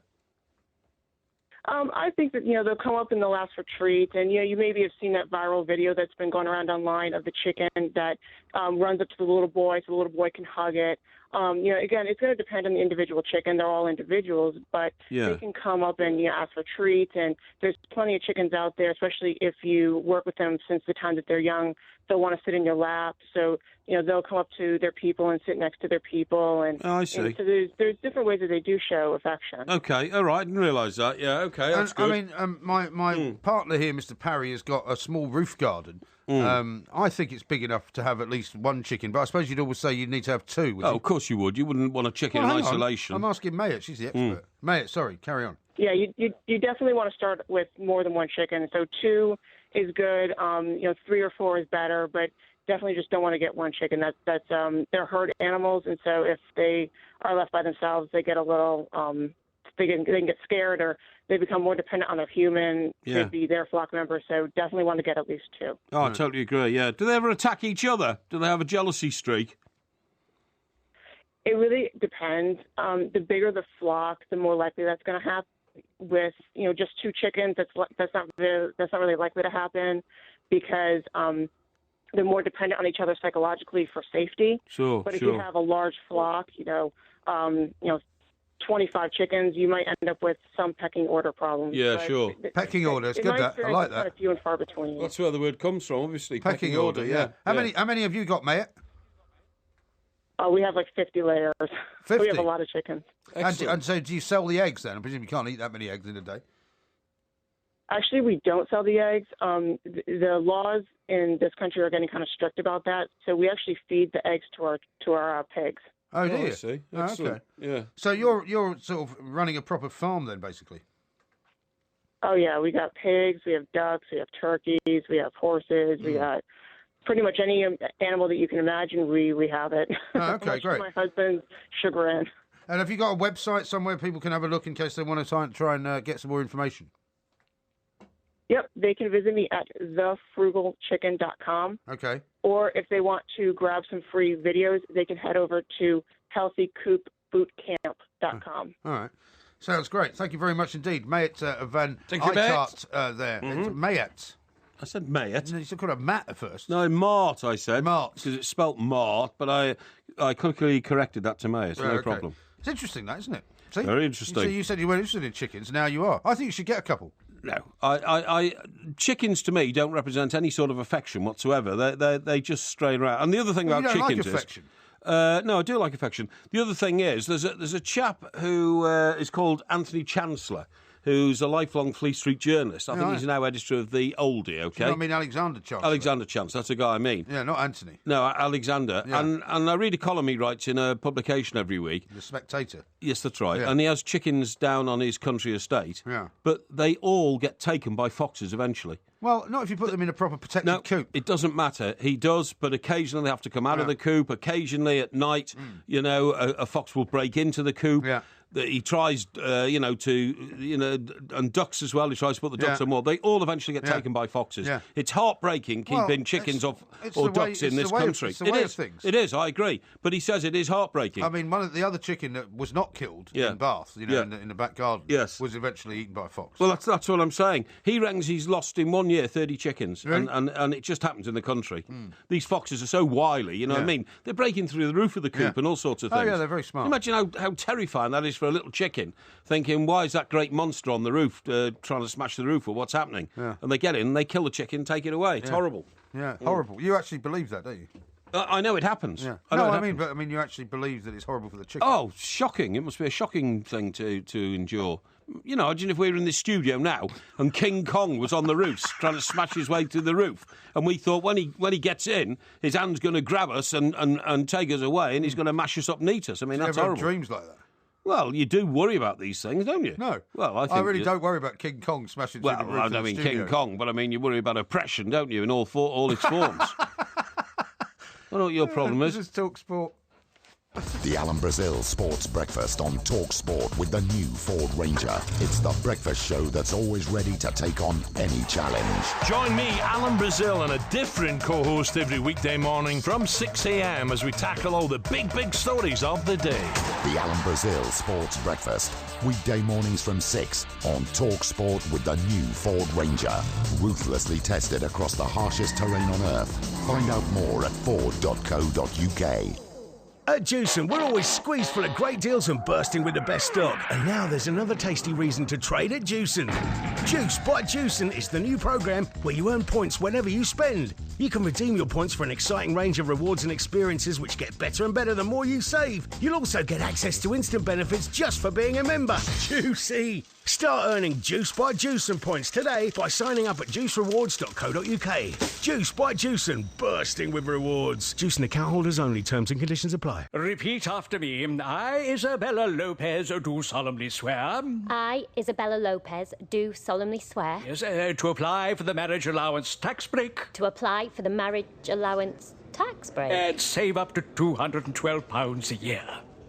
If you're married or in a civil partnership and one of you earns less than £10,600 and the other pays basic rate tax, there is up to £212 of tax savings waiting for you to claim. It takes less than 10 minutes to apply at gov.uk/marriage allowance. Over the last 4 years, I've learned that I'm not a total idiot. I've learned that my friends can be surprisingly supportive. I've learned that I can be pretty single-minded. And I've learned that if you want to, you can totally take control of your future. The most important thing you'll learn at the Open University is what you're capable of. To find out more, search for OU Life-Changing Learning. If you fancy a flutter on the football, a gamble on the golf, a double on the darts, or a treble on the tennis, you're in luck. Get closer to the action every weekend with Betway's Man in the Know on the Weekend Sports Breakfast with Georgie Bingham and Mickey Quinn. Bringing you all the form on the football, the going at Goodwood, the tries at Twickenham and the overs at the Oval. Every Saturday and Sunday morning from 7 on TalkSport with Betway. Bet the responsible way. The Two Mics, simulcast across the UK on Talk Sport and Talk Radio. More phone calls from the lost and found of free speech. Outrageous opinion and controversial comment with the dual voltage dream team. The Michaels, Graham and Parry. He's back, is he? Through the night until dawn's early light. The Two Mics, Parry and Graham on Talk Sport.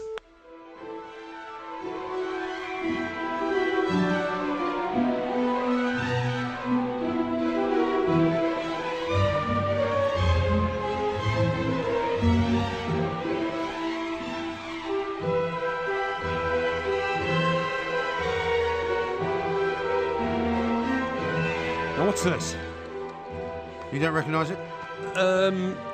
It's dreamy stuff. Yeah. So it's. Well, you wouldn't recognise it because you haven't ever seen any of the films. Hang on, that's is that something like Lion, the Witch and the Wardrobe or something like that? Harry Potter. Harry Potter. Yeah. Right. Okay. Now that's interesting. It's something else that somebody tweeted during the day. Oh yeah. Was saying that Michael Owen once got a lot of stick for saying he'd only seen 8 films. Yeah. And it said Mike Parry makes him look like Barry Norman. Yeah, that's right. Yeah. No, you haven't seen any films. Really, of course I've seen loads of. I've seen all the classics. Every time I ask you about a film, you haven't seen it. I've seen all the classic films. Don't worry. All the films worth seeing, I've seen. The ones not worth seeing, I haven't seen. Really? I've seen Godfather 1, 2 and 3 and 4. Yeah. 4? Yeah, was there a 4? 4? Okay, I've seen 1, 2 and 3. So don't worry about that. I don't know what you thought. I'm not worried about it. Yeah, and I've seen all the Mel Gibson films and all that. So all the important films? Yeah, and all Lethal Weapon? Yeah. How many of those have you seen? 3. 3? Why not 4? Is there 4? Yeah. I've seen 4 then. Have you? And I've seen all the Dirty Harry films. How many of them are Clint Eastwood. Yeah. 3. There's a lot more than that. No, there's not. Okay, I've seen. I saw the spaghetti westerns. I've seen all those. Have you? How many Clint of them? Eastwood. 3. 3. 3, definitely. Yeah. And what about?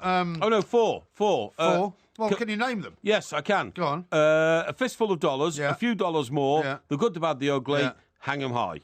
They were the 4. You think those are the 4? Yeah. I know they're the 4. And then Clint Eastwood did things like Pale Rider rides. Pale Rider. Yeah. Not Pale Rider. Oh, was rides. it Pale Rider? Yeah. And what about the Outlaw Josie Wales? The Outlaw Josie Wales. He did that one as well. That? Yeah, I've seen that, yeah. Okay. Yeah, it's great. You've seen Thunderbolt and Lightfoot? No, haven't seen that. No, don't know what that is. Thunderbolt and Lightfoot is a great film. Is it? I've seen Butch Cassidy and the Sundance Kid. Well done. Yeah, brilliant. Yeah. Now then, listen, I'll tell you why... Why do you want to talk about Harry Potter? Well, I was talking to you about him because I've seen some reports over the weekend of Ron Weasley. Yeah. Right? Ron Weasley's not his real name. No, sorry. I mean Rupert Grint. Rupert Grint? Rupert Grint is the co-actor next to, what's his name? Daniel who? Radcliffe. Daniel Radcliffe, right. Daniel Radcliffe was Harry Potter and Rupert Grint was Ron Weasley, his mate. Yeah. And I suppose the most... The ginger-haired one. The ginger-haired one, and I suppose the best image I can tell you the two of them was when they were in that flying Ford Anglia, right? And the doors were open, they were falling out and all that kind of stuff. And being on the station when they pushed the trolley through the wall on platform 8 3/4. I thought you hadn't seen the film. Well, I've seen bits of it and all that kind of stuff. 9 3/4. 9 3/4, yeah. Anyway, what I was going to say is some pictures are circulating of poor old Rupert Grint. With a couple of black eyes. Black eyes. I saw them, yeah. Looking a bit glum. Now, when you saw those pictures, did you think to yourself, now there's a guy who's been punched in the face, or who's had some kind of accident of some kind? Yeah, well, I thought, or is it just the sort of a late night kind of thing? Well, nobody knows, but the reports are speculating on is it just a wayward lifestyle. But then it goes into what he's been doing since the end of Harry Potter. Now, since the end of Harry Potter, Daniel Radcliffe has had a number of productions, stage productions. He's done other films, he's done TV stuff and all that kind of stuff. Yeah. But it says that poor old Rupert has sort of wilted in the shadow of Harry Potter, in the shadow of Daniel Radcliffe, and he's not doing much. He hasn't handled the fame particularly well. Well, it says here the Harry Potter franchise earned £7 billion, which left Rupert Grint with a fortune of £27 million. Not bad, is it? Funny enough, at the similar age of 27 years of age. For a sort of supporting actor's role. Yeah, that's right. But he's been unable to sort of replicate that fame because he wasn't the leading man. Yeah, but why would you need to? Well, I suppose everyone's going to have something to do in life. You have to have something to do in life, don't you? You can't go through it. But it says here... But then, in the end, he doesn't need to then get a sort of big starring role in a movie. He could do anything he wanted, couldn't he? Well, as I say, you have to feel that you have a role in life, and if you've been the centre of attention for so long as he... And who was the other girl? Emma... And you mean Emma Watson? Emma Watson, yeah, that's what I mean. The three of them were the most famous three youngsters in the world, weren't they, John Harry Potter films? But anyway, it says here, friends say that his black-framed eyes, because you're absolutely right, pictures taken of him looked like he had two black eyes, had been worrying his fans who've been asking after his health and asking what on earth could be wrong with lovable Ron. But it's almost like, when you look at that picture, excuse me, you could say that, if you get a bang on the nose, and your eye, the sort of the pits of your eyes, if you like, get bruised. Oh, definitely. Or like if people are in a car crash or something like that. Yeah. So it could be something like that. So, yeah, it could be. Sometimes if you have nose surgery, by the way, because you might have had his nose strained or something like that, you get very black eyes, Yeah. But anyway, it says here, friends say he's at a personal and professional low point after a series of movie flops, some of which struggled even to get a release.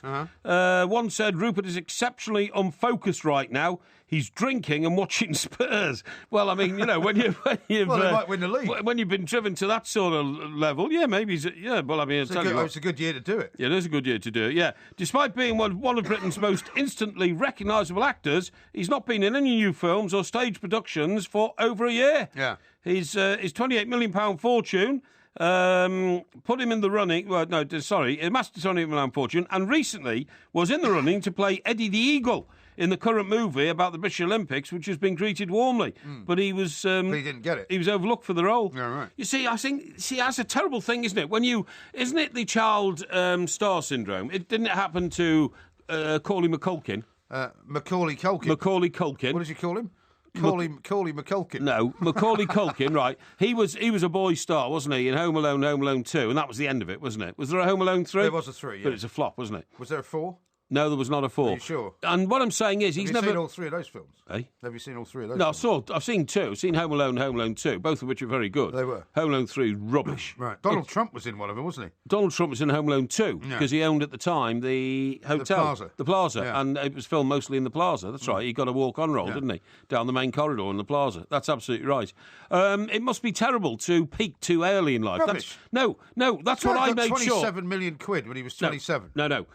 But he can't find a purpose in life now. I'm sure he will. I always plan my life on a path and a pattern to make sure I didn't peak too early. Well, you haven't peaked yet, have you? Hey? You haven't peaked Maybe yet. I haven't. Maybe I haven't. Maybe you're right. Maybe I've yet to reach my peak. Maybe there are still greater things for me to Or maybe achieve you'll and to just come die across. before you get there. Well, I might die in pursuit of it. Yeah. In which case, that's a noble existence. So as long as you're happier than Rupert Grint. Hey? As you think you're happier than Rupert Grint. Oh, I'm sure I'm happier than Rupert Grint. Because all you do is drink and watch Everton. Well, I watch a bit of Everton when I can. And if it was a choice between drinking and watching Everton or Spurs, I'd be watching Spurs. I renewed time, by the way. I renewed my season ticket today. Did you? Yes.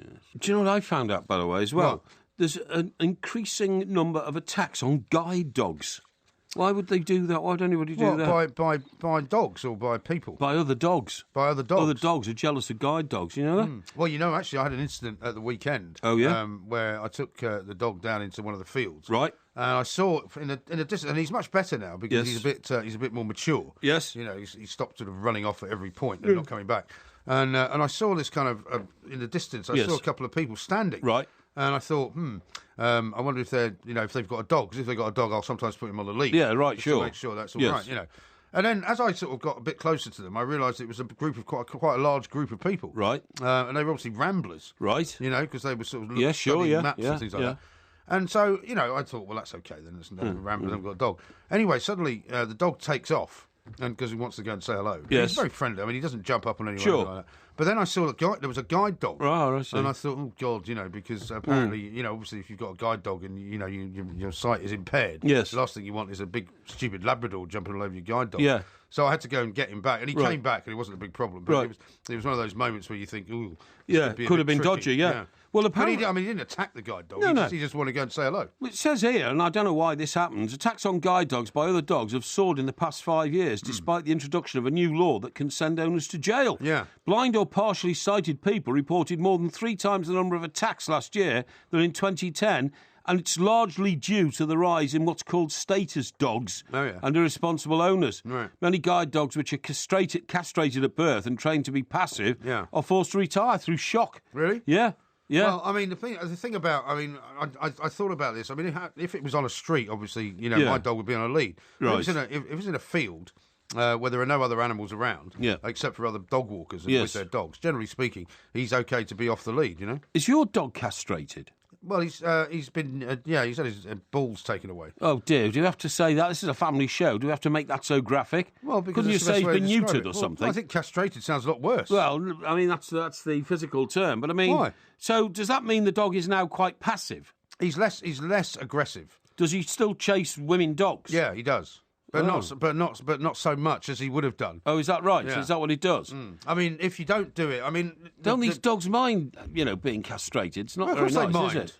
Well, do they know? Well, they don't know if you do it early enough. I have to say I wasn't in favour of it being done. Right. I was against it Why? being done. Why? But, you know You what think women are it's like. Cruel. Well, I think women ostensibly would like to have me castrated, and so therefore they do the dog instead. Happened to me in my first marriage. Oh, my God. And it's happening to me again. Right. So I would have... But the problem is that, he was very difficult to control. He was a very strong dog. Yeah. And they're much more aggressive and much harder to control right. if they're not done. Okay. So, it's a very strange sort of business, this. So we're out of time. The dog's not capable now of impregnating a female dog. He's not. No.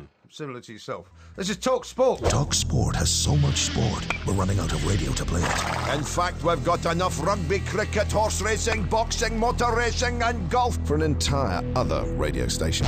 The prodigal son of all radio stations is on the air. Talk Sport 2, because sport never stops. There ain't no stopping it now! If you can pitch it, bowl it, hurl it, putt it, catch it or convert it, you'll find it on Talk Sport 2. Thank you very much. It's so new, you'll need to retune your DAB radio to receive it.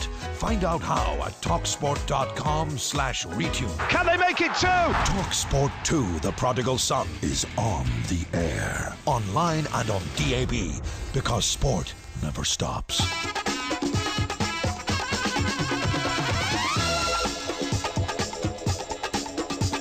We've had a very nice tweet from Mayat van Oytert. Oh, yes. Says, thanks for having me on. I had a great time. That's it. It was very nice chickens, hashtag homesteading. Yeah, very nice to talk to her. I'm glad she was on the show. Yeah, now I've got a great one here as well. I must read out to you. Ian says this. How about Porky's new film is coming out soon? It's called Parry, Potter and the Disappearing Everton Defence. Oh, how very funny is that? Dave says, I'm trying to go to sleep, but this is like scripted comedy. Corley McCulkin, Mate and Mel Gibson. What? Hashtag priceless. Yes, well, I'm sorry, but you've got to try and take these things a bit more seriously. When you say you've seen all the great films, you've seen all the classics. Yeah, I have. And then it's all about Mel Gibson. Have you seen Gone with the Wind? Yes. I thought it was the most boring film Gone with the Wind. It's a great film. Terrible.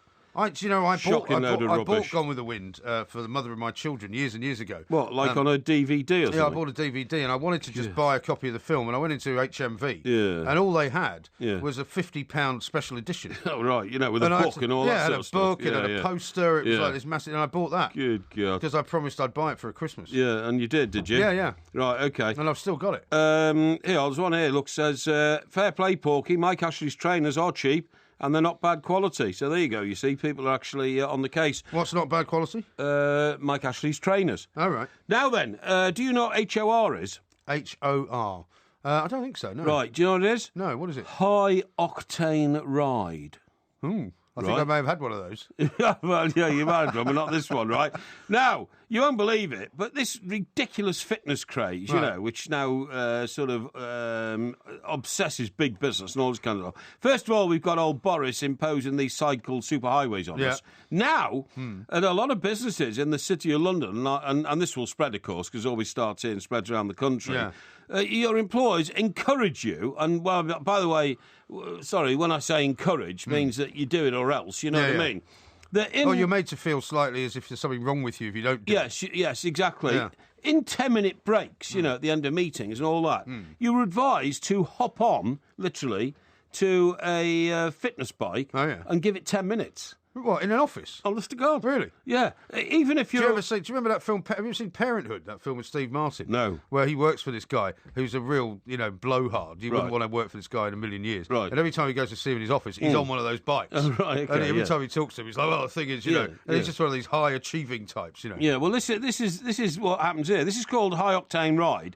And workers in the City of London and other associated businesses are being encouraged to jump onto an exercise bike. Doesn't matter if they've got a suit on. Yeah. Doesn't matter what shoes they've got on. Women in high heels have even been encouraged to do it because it doesn't affect what they're wearing on their feet. The service is provided by High Octane Ride, an acronym understood to have raised a few eyebrows among staff at Barclays Bank. I was going to say, is this for these sort of forward-looking companies or something like that? I mean... Right. The company's website, this is Barclays, right? We've got friends who work at Barclays. Hank works at Barclays, He does? doesn't he? Yeah. I wouldn't call him a friend. You wouldn't call him a friend? No. Oh, really? No. You like Hank? It's not I don't like him, but he's not a friend of mine. He's a guy I know. Oh, I see. But he's not a friend of mine. How is he a friend of yours? So what happened then between you and him? Nothing happened. No? But he's not a friend. You've denounced him as a friend? Well, no. Everybody that I know is not my friend. Oh, I see, okay. I know that you count people that you don't know very well as your friend. Not at all. No. And you probably know him better than I do. Well, I do. I've got nothing against Hank. Oh, okay. I'm sure he's a very nice guy. Well, but I wouldn't call him my friend. He's never invited me out for a drink. Right. I've never been to his house. Sorry, I didn't know there's a problem. There's no problem. Yeah, okay. Anyway, so this In fact, is he got me Barclays. some tickets for the tennis ones. Well, that's rather friendly, isn't it? Yeah, but just make him my friend. Yeah. Anyway, so Barclays, right, their company website claims the short 40-second bursts, right, can you imagine this? The 40-second bursts of high-intensity exercise over a 10-minute workout. So you do this for 10 minutes, but then every couple of minutes you go into a 40-second mad biking By the way, thing. I've had somebody say, can you tell Porky to stop banging on the desk? It's doing my head in. Oh, OK. I don't bang on the desk. Right, 40-second bursts of high intensity over a 10-minute workout can have the same benefits as a 45-minute jog. Right. It also encourages users not to take off their shirts because they will then perspire too much. Yeah, but what if you perspire in your shirt and then you have to go back to your desk? It's ridiculous. That's ridiculous, isn't it? I mean, you wouldn't really want to sit next to somebody who's been perspiring on a bike? No, I wouldn't. High-octane ride, so I don't know how anybody can market the idea that you get on a bike and start pedalling fast, and it's called high-octane ride. Yeah. Anyway, high-octane ride was founded in 2014 by a chap called Ratna Singh, OK? Yeah. And he says the bikes are aimed at the 80% of people who do not exercise regularly and wanted to achieve the maximum health benefits from the shortest amount of time. So this guy presumably goes along to places like Barclays and says, "Well, I'll stick a load of bikes into your main works room or something like that, and people can jump on them." Right. Each ride lasts around 10 minutes and is provided in a private space or pod with a range of mood lighting which you can adjust. Is this not taking this business of the sort of the corporate family too far? It's a bit like, do you remember we used to make fun of the Japanese? Yeah. Because they'd all turn up Job for work. for life and all that. No, yeah, but they'd all turn up for Yeah. work and they'd have to sort of pledge allegiance to the Yeah. leader of the company. That's right, yeah. And they'd all have a big sort of, assembly in the morning. Unbelievable. I mean, I don't want, if I'm working for a company, to have that company take over my life. No. I'm sorry, I'm not interested. I come there to work, to make some money, to hopefully have a bit of fun. Yeah. I don't want them telling me how I should be, exercising, I totally how I should agree. be eating, I should be spending time with work colleagues. No, I totally agree. Bonding and all that. It says the trend has spread across the city with sessions available at a retailer Harvey Nichols. Harvey Nichols, one of the most famous shops in the world. Indeed. The consultancy Accenture, you've heard of them? Accenture. My sister works for them. Does she? Yeah. Really? These are she's become a consultant. I told you. Consultancy, that's right, Accenture. The account... They're amazing. They're absolutely they're everywhere. They're into everything. What do you mean? Well, they're just business consultants. I mean, they work with merchant banks. Right. They work with stock exchanges. And basically, they're time and motion people, aren't Well, they? I mean, it's become a bit more sophisticated than that. No, don't. So Accenture people go in and say, "You're running your business wrongly." Well, no. What happens is, for fix it example, for you. well, what's happened, for example, in Wall Street, is that loads of Wall Street departments have been axed and they've kicked them all out. Yeah. And so because they're all now terrified of things like compliance and the Dodd-Frank Act and all these things that make their lives miserable. Financial regulations. Yeah, the regulations and all that. Yeah. What they do is they bring in a team of consultants to say who are experts in that area, rather than employing a load of people they have to pay pensions to. Yeah. So that's kind of how it works. And your It's like if you and I... What's your sister an expert in? She's an expert in compliance now, Oh, because she used to work on the other side of it. Oh, I see, yeah. So, like, for example, if we were hired by some company to come in and say, this is how you fix your radio station... Yeah. Heaven forbid that would ever happen. Yeah. It would save them hiring Well, people. you couldn't fix anything, let alone a radio Well, I've station. closed many things down. You have. So You I can closed tell the them how radio not to do station it. down, But yeah. what I could do is it'd be easier than them hiring people and paying them a salary and paying the tax for them and then giving them a pension. Yeah. See what I mean? We'd be cheaper. Yeah. You calling me cheap? We'd be cheaper because you only have to pay a fee. Yeah. I'm not sure. I mean, about that. if somebody hired you and I for 6 months, it'd be Yes. cheaper than hiring somebody on a salary for 2 years who would have to do a whole load of other stuff. And they'd get quality out of us as well. Well, they might do. No, they would. Before lunch. They'd get quality out of me. Quality out of you. Yeah. That'll be the day. Yeah. This is Talk Sport. We've got loads more coming up, including Ask Porky. On Saturday, May 28th at Twickenham, the Aviva Premiership Rugby Final 2016 will kick off at 3 p.m. Don't miss your chance to experience the passion, the pride, and unique atmosphere that comes with the Aviva Premiership Rugby Final. Book your tickets now at premiershiprugby.com/final. Adult tickets start from just £30. The Aviva Premiership Rugby Final 2016. Be part of it. So, you've compared 40 different holidays and already bought a new pair of budgie smugglers for the beach. But have you checked for ATOL protection? Check before you book your holiday, because if your travel company goes bust and isn't ATOL protected, you could lose your money or even be left stranded abroad. Make sure you get your ATOL certificate as soon as you pay. Keep it safe and take it with you, just in case. Remember, always check for ATOL protection before you book your holiday. Check out the facts at packpeaceofmind.co.uk. ATOL protected. Get ready for Easter with George. We've got a whole range of children's clothes and toys featuring your favourite characters. There's Batman, Minions, Frozen and more, all for £5 and less. Shop in store at Asda or online at george.com to find your Easter fun. Online delivery charges may apply. Selected stores and lines between the 24th and 31st of March, while stocks last. When you need all the latest form and odds on all the day's sporting action, and you need it fast, you need the Coral Daily Download. Get all the latest news and great offers on all the big games and all the biggest race meetings in one essential package. Delivered to your ears at the speed of sound. Don't miss the Coral Daily Download every morning on the Alan Brazil Sports Breakfast from 6 on Talk Sport with Coral. Your best bet for breakfast. The Two Mics, simulcast across the UK on Talk Sport and Talk Radio.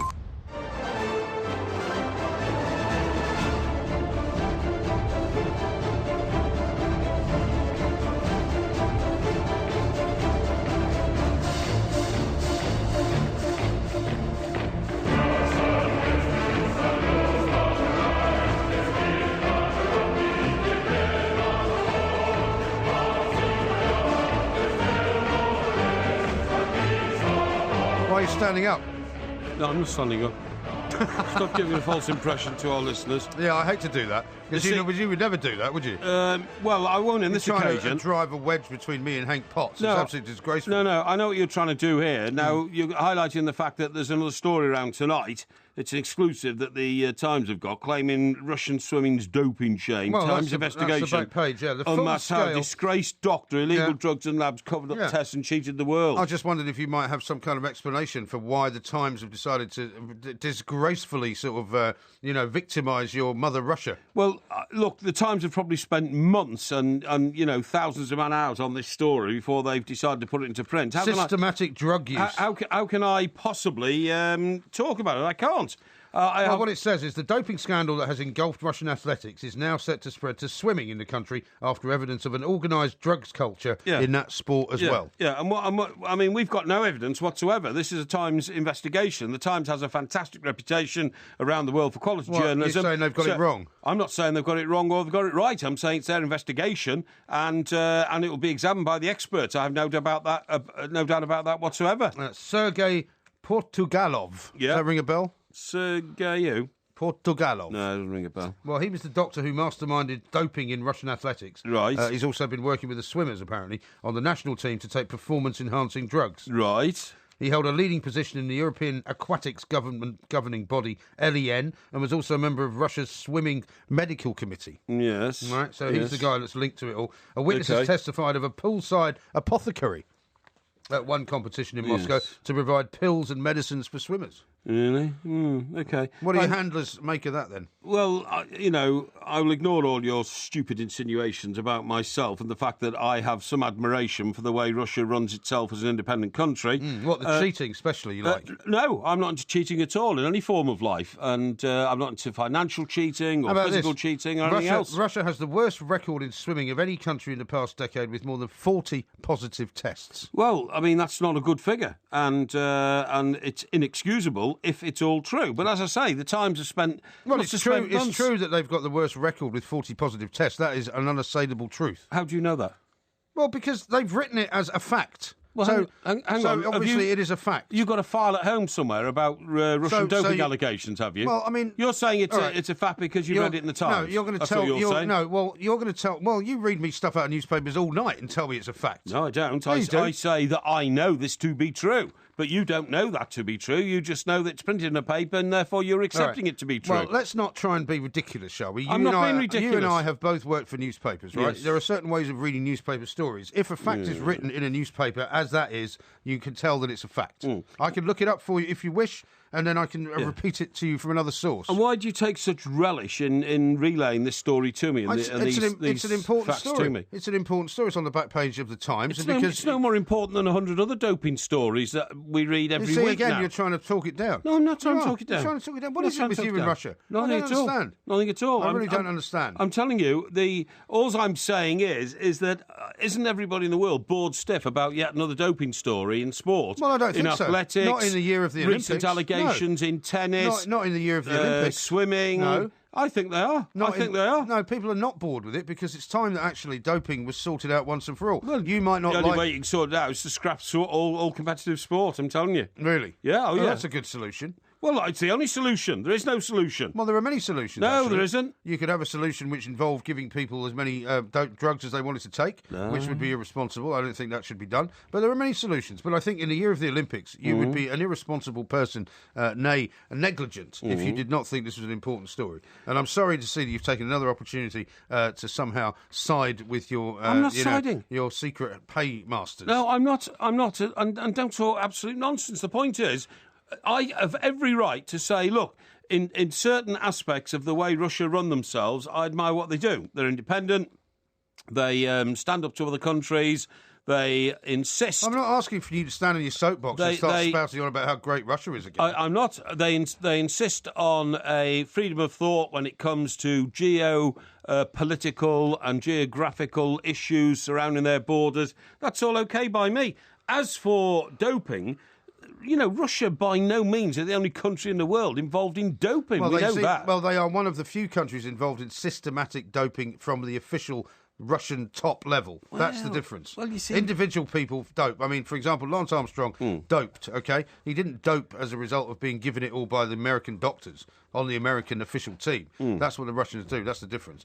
Now, how about this one from Derek in very wide-ranging accusation. He says... what about Franz Beckenbauer being at the centre of a bribery probe? That's a very good story. Why don't we start attacking the Germans, eh? Well, I'm not attacking the Germans. Well, you're attacking the Russians. Why don't you attack the Germans? I'm not attacking the Russians. What makes you think I'm attacking the Russians? Franz Beckenbauer is to be the subject of a bribery investigation by a FIFA committee. I think we should get on about the Germans. You know, if the Germans can't... Why? You have no evidence for that. Franz Beckenbauer was almost a member of the German government. He was certainly the highest placed civilian within German society. Civilian? When he was running their... civilians for? When he was running their World Cup bid, because he wasn't a politician at the time. Right. So what, civilians are people who are not... Of course he's a politician. Franz Beckenbauer has been a politician for many years now. A football politician. Yeah, but he's a politician. Yeah. But that's also a very good story. I'd be happy to discuss it with you if you wish. No, I don't wish to discuss it. You don't want to? Thank Okay. you. No. You just want to change the subject from Russia? No, not at all. Well, how about this from Derek in Pencoed? Porky claims that he doesn't insult anyone, so what does he think calling people dross, grubby, filthy, dirty and smelly is? I'd say that is insulting them. Well, it depends who I levelled those adjectives against. Yes. If they were, scumbag drug dealers who live in cardboard boxes outside Waterloo Station in London, I think that's fitting. I don't think there's many drug dealers living in cardboard boxes outside Waterloo Station. Well, you know what I mean, sort of low-lives, I mean, low-lives have a role in life, if you see what I mean, but it is at the lowest ebb, and one has to accept that. Yeah, but that doesn't make him a drug dealer, though. Drug dealers are all like to be driving around in Bentleys, which you say are driven by top people. I meant drug users, to be honest. Okay. Simon in Sheffield says, how about this new film starring Cauley McCulkin and co-starring Lee Clintwood? Oh, yes. What would it be called? Yeah. You see, I don't mind having a bit of a joke on my behalf. That's okay. Now then, can I tell you about the benefits of bread? Bread? Bread. Well, you were telling me the other night how you can stick it in your ears and stop yourself from eating too much. You can, actually. It's one thing. Well, you found another benefit. Well, the point is, bread has had really bad sort of publicity, hasn't it, over the last few years? Everybody says, you should be eating bread. Well, you shouldn't be feeding it to ducks, that's for sure. Sure, yeah, they say all that, but I'll tell you some of the benefits of bread. I'm a great believer in bread, actually. I'm not one who totally doesn't agree. like bread. I'm a great There's lover nothing of bread. nicer. Do you know what? I buy a round loaf called a cob. In Morrison's, okay? Right. And it's about... There are better bakers around. No, there aren't. Yeah, I think it's wonderful. And it's about the size of, I would say, a teapot. You see what I mean? Yeah. Yeah? Small teapot. Yeah, smallish teapot, but it's a cob. And why do you like the round ones more than the sort of square tin loaf type? Because I think when you cut them off, the crust is so much better because it's in a circular type shape. Yeah. You know what I mean? Yeah. Yeah. How about a bloomer? I'm a big fan of a bloomer. Bloomers, don't mind, yeah, but the cob is so crusty. Now, I take it home, and then I cut it with my bread knife. Yeah. And I cut it round all the edges, so I've got, crust everywhere. You see what I mean? What do you mean you cut it so it's a square? Well, I don't cut it through the middle. I cut it off from the edges. You see what I mean? Well, you wouldn't start in the middle anyway, would you? Well, yeah, you would if you want to make a sandwich. You wouldn't want a bit of round bread. You'd want a bit of straight bread. You see what I mean? Yeah. So I cut it around the edges. Yeah. And then I lavish on it, maybe an inch thick of Kerrygold butter. Yes. Yeah. Do you get the spreadable kind, or do you get the block? I get the stuff that comes out the fridge hard. Really? Yeah, and then you have to roll it with your knife and then roll it onto the bread. It's the block that you buy. Yes, because I buy the Kerrygold spreadable is really good actually. No, I buy the block, the real butter, and I put it on, lavish it, and then depending on my mood, I might put strawberry jam on it. Okay, but I might not. Strawberry jam. Yeah, no, I do. What's wrong with strawberry jam? Because it's what a child would put on it. No, I love strawberry jam. You know, I did something very similar. I got a great white loaf for the weekend. There you go. But you know what I put on it? No. Pate. Pate sometimes, but... Pate de campagne. But that's only if you're in a savoury mood. If I'm in a sweet mood, I put the strawberry jam on. But I'm very rarely in a sweet mood the for other that thing, kind of thing. The other thing I might put on it is a lovely piece of lean ham. Lean ham? On top of the butter. Yeah. You munch. Well, like an open sandwich? Yeah, it's really rather nice. Yeah. But I can eat it on its own, just with the butter on it. Me Fantastic. too. I love it. No, listen, when I was a there's nothing wrong with butter, by the way. Butter's great. No, there isn't. Butter's great. You nominated butter once as a winner. Yeah, exactly. Or a loser, I can't remember. Yeah. That's how much you love butter. Yeah. No, but I mean, when I was a schoolboy and I used to come home and there was nobody at home because both my parents worked and my sister was out doing something else. Yes. I would quite often pick up the loaf of bread from the Hungarian patisserie where I worked. From your bakery, come home, and I'd have a big piece of bread and butter and a glass of milk. Yes, that's good. That sounds good. Yeah. I like that. Did that a lot. Glass of milk, yeah, sounds good. It was very good. Now, it says here, don't believe in the evil white bread. It is healthy. Yeah. For many people, white bread has been something of a guilty pleasure. For instance, legendary cookery writer Nigel Slater has said a bacon sandwich must be on white sliced bread of the very worst sort. Well, actually, I can see what he means there, but I'm not a massive fan of that regular white sliced bread. No, I'm not either, But, I mean, really. sometimes if you're in the mood for a bacon sandwich, it is very good. Yes. Yes, I agree. I agree. Now, it says here, white bread contains significantly less fibre, but on the plus side, it tends to provide more calcium than whole grain does. If you eat the whole grain, and that's defined as wholemeal, also known as whole grain, and whole wheat, the flour that makes it must contain 100% of the wheat grain, which is the brown flour containing 85% of the grain, OK? Yes. That's wholemeal. What are you talking about? Well, that's wholemeal. But you can have white bread, and although white bread doesn't have the same... So, do you ask them at Morrison's if they have all these types of grain when you buy the bread? No, it says so on the cover. No, it doesn't. It says what cover. it is. Yeah, you know, on the... Well, surely if you buy fresh bread, it doesn't come in a bag. Sometimes it comes in a plastic wrap. No, it shouldn't. Yeah, Not if it's fresh. Anyway, listen to this.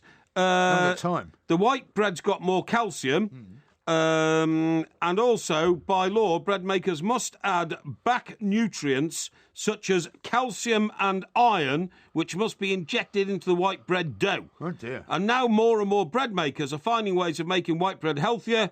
All of Marks and Spencer's pre-packed range is now fortified with extra fibre, and from April, this will also apply to the bread made in the in-store bakery. What's wrong with that? I'm so pleased for you. What's wrong with that? Well, because you read it like some kind of town crime. No, it's excellent. It means that you can have half and half or hybrid bread, but it'll be full of wheat and fibre. Right. They're also adding vitamin D.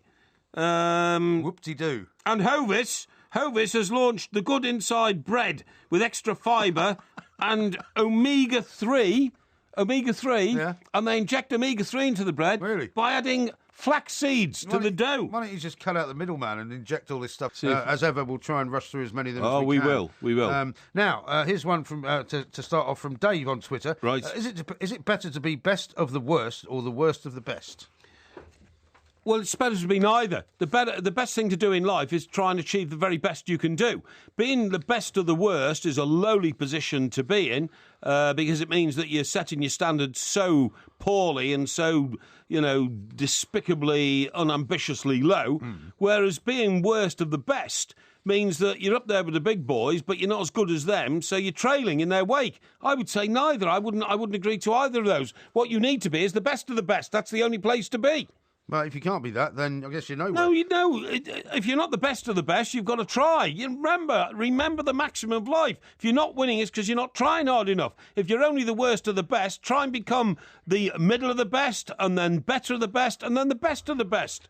I'm glad we sorted that one out. Yeah. Jonathan says this, Porky, I know that deep down you are understanding of the needs of the poor cyclist. I may be cycling to the show at the Dance House next month in Manchester. Yeah. Can I leave my bike backstage with you guys? Will you look after it for me, or can you make provisions elsewhere for it? Well, the answer to all those questions is no. If you want to come on your bike, that's up to you. But you've got to find somewhere to park it, because I'm unsympathetic to bikes, OK? I'm unsympathetic to bikes because Boris Johnson has taken huge parts of the road and pavement network in the capital city, London, turned them into blue-tiled cycle superhighways. That's not part of the question. Which nobody uses. That's not part of the question. And that is spreading to all other cities in this country, including Manchester, where we're doing our show on April the 9th at the Dance House. Bring your bike and park it where you like, put it anywhere near me, and you might find it getting crushed in one of those crushers that you saw in the film Goldfinger when Oddjob took that man away in a car and he was never seen again. I'm going to have to ask you to make your answer slightly briefer. OK. Jacob says, Porky, it's my 21st birthday in a couple of weeks. My parents are asking what I'd like as a present. What would you suggest I ask for? For your 21st birthday,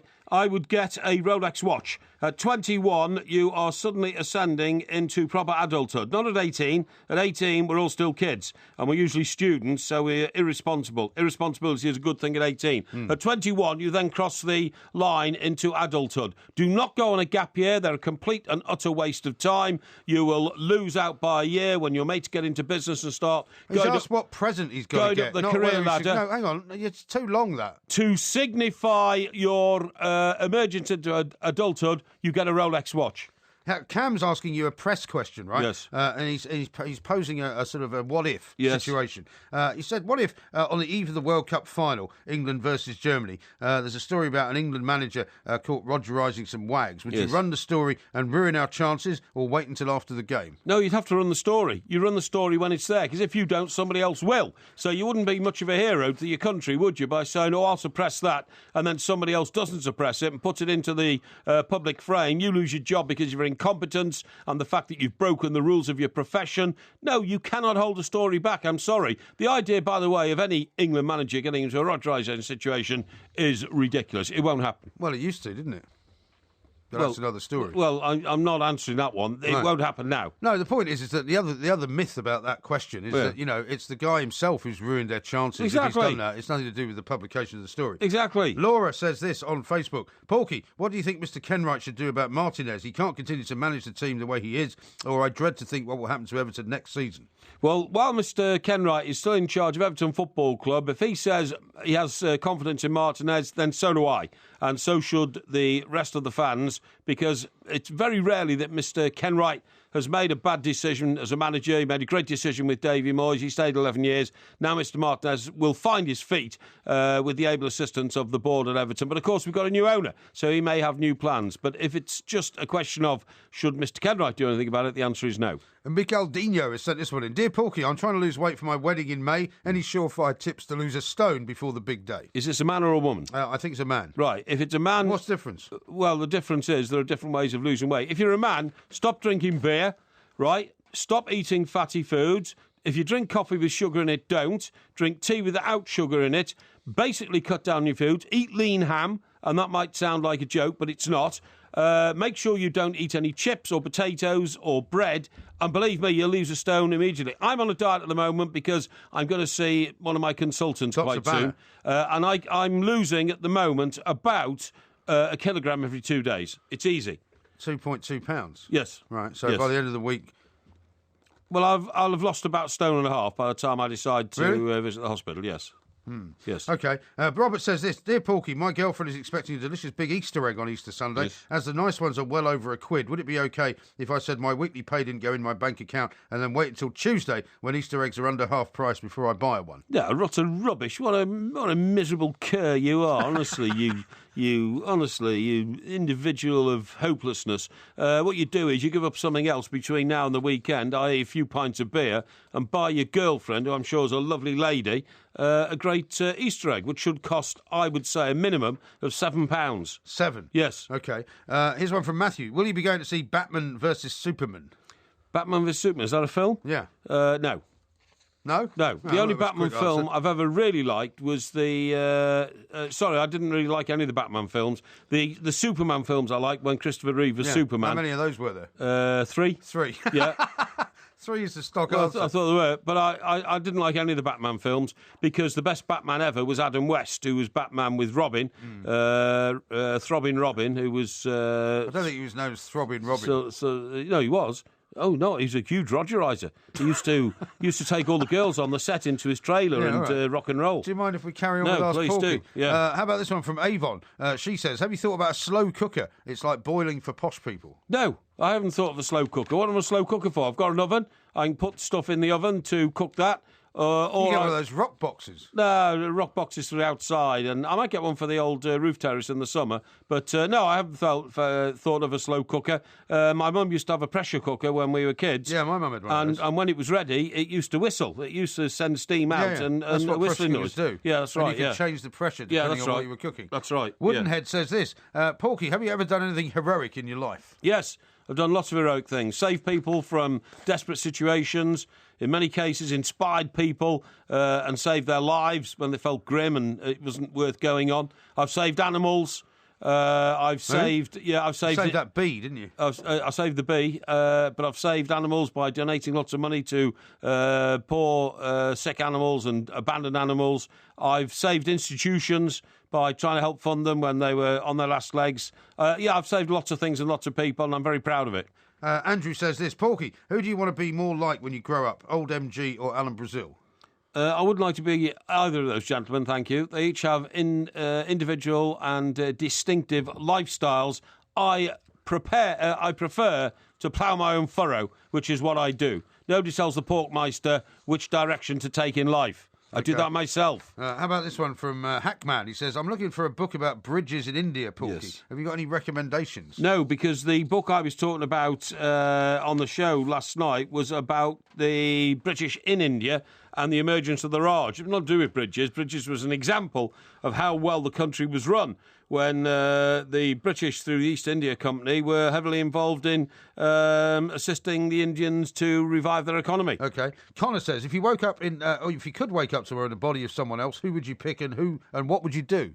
Well, that saying, would I like to be anybody else? The person I would most like to be, if you had your time over again, is a Second World War Spitfire pilot, because I can't think of anything more noble than being a young man jumping in that Spitfire, taking off and going to fight the Germans in defence of your country. They are the most noble warriors in the history of the world, and if I was able to be privileged enough to be one of them by coming back again, that's who I'd be. Pierre says this, Dear Porky, where would you say is the most exciting city on earth and why? Well, it's obvious. It's New York. It's the most exciting city on earth because it is New York. Manhattan, which is one of the 5 boroughs, is the centre of the world as far as I'm concerned. I don't go there often enough now, but I wish I did. It opened my eyes. Once you've been to New York, your life is never the same again. Once you've worked in America, worked in New York as a base, it's never the same again. There can't be another city in the world to match it. How about this from Kevin? My fiancé wants to watch each episode of Happy Valley together, but I want to finish them all myself. What should I do? Well, you could do both. It's worth watching twice. And to be honest, sometimes when you watch it a second time, you pick up things you didn't see the first time around. But I wouldn't be selfish and say you're going to watch it yourself. You get great joy out of watching a show like that with somebody else because you can swap views and opinions and, little predictions between the two of you. It makes viewing more exciting. Watch it with your girlfriend. OK. Robert says, how far do you predict that Leicester can go in Europe next season? Well, first of all, they've got to win the Premier League this season as their main aim. No, they just have to be in the top 4, surely. No, first of all, they've got to concentrate on winning the Premier League in this season as their main aim, because they may never get the opportunity again. Then they can start thinking about their mission in Europe next season. I think they'll do extremely well. Spurs did extremely well in their first season. I think they got to the quarter-finals under Harry. I expect Leicester to do the same. That was when they had Gareth Bale, though, wasn't it? Yes. Final question. This is from Matt. Who is Porky's favourite real-life and on-screen Rogeriser of all time, and why? It'd have to be... I presume it's Robin now, after that story you just told. Oh, no, it's Robin. That was Burt West, wasn't it? The guy who played him. No, Burt West was the one that played Batman. No, it wasn't. That was Adam West. Adam West and Bert somebody. It was Bert somebody who played Robin. Burt Ward, and he was known as Throbbing Robin. Burt West, I love that. Not Burt West, no. Well, it's got to be James Bond, doesn't it? James Bond's got to be the greatest Rogeriser in whichever guise it was, whether it was Sean Connery, Roger Moore or whatever. The other guy who always impressed me on stage was Warren Beatty. And I saw him in a film called, was it Hairdryer or Shampoo or something? Hairdryer. Was it Hairdryer? Shampoo, yeah. Shampoo. Yeah. And, I mean, he wore his hairdryer around his waist as a phallic symbol. I thought it was more like a gun. Yeah, well, it was more like a phallic symbol to me, to illustrate the size of his member, to sort of impress his female clients. And he was often found, instead of... Surely it's called a hot hairdryer, by the way. Oh, well, whatever. Instead of doing their hair, he was often found in the conservatory. Just doing them. Rogerisation. Hairdryer style. Family show. Sorry about that one, Finn. This is Talk Sport. 262 miles, 330 yards, 10 days, one intrepid television presenter. I'm Jeff Stelling, and this month I'll be walking 10 marathons in 10 days for Prostate Cancer UK, going all the way from Hartlepool to Wembley to help beat a disease that kills one man every hour. This week, listen to Hawksby and Jacobs every day as they check in with Jeff's Men United March. Sponsor Jeff and find out more at menunitedmarch.org. Walking 10 marathons in 10 days in March. That's unbelievable, Jeff. So what does a good teacher make? My teacher makes me want to put my hand up as fast as I can in class. My teacher makes me believe that I can be the best I really can. My teacher just made me realise that not all subjects are bad. Make a difference to thousands of lives, including your own. Tax-free bursaries are available to help you while you train. Teaching. Your future. Their future. Search Change to Teaching. Bursaries subject to eligibility. I know. The state pension is changing. I know. How much you get will still depend on your national insurance record. And don't forget you may still have a private pension to consider too. I know. I'll be able to see how much I'm likely to receive and understand what I can do to improve my state pension. I know. If you reach state pension age on or after the 6th of April 2016, you'll be part of the new scheme. Make sure you know the facts about the new state pension. Visit gov.uk/yourstatepension for more information. The Alan Brazil Sports Breakfast on Talk Sport with the new Ford Ranger. It's the breakfast show that's always ready to take on any challenge. Join me, Alan Brazil, and a different co-host every weekday morning from 6 a.m. as we tackle all the big stories of the day. The Alan Brazil Sports Breakfast. Weekday mornings from 6 on Talk Sport with the new Ford Ranger. Ruthlessly tested across the harshest terrain on Earth. Find out more at ford.co.uk. The Two Mics, simulcast across the UK on Talk Sport and Talk Radio. To the Batmobile. Let's go.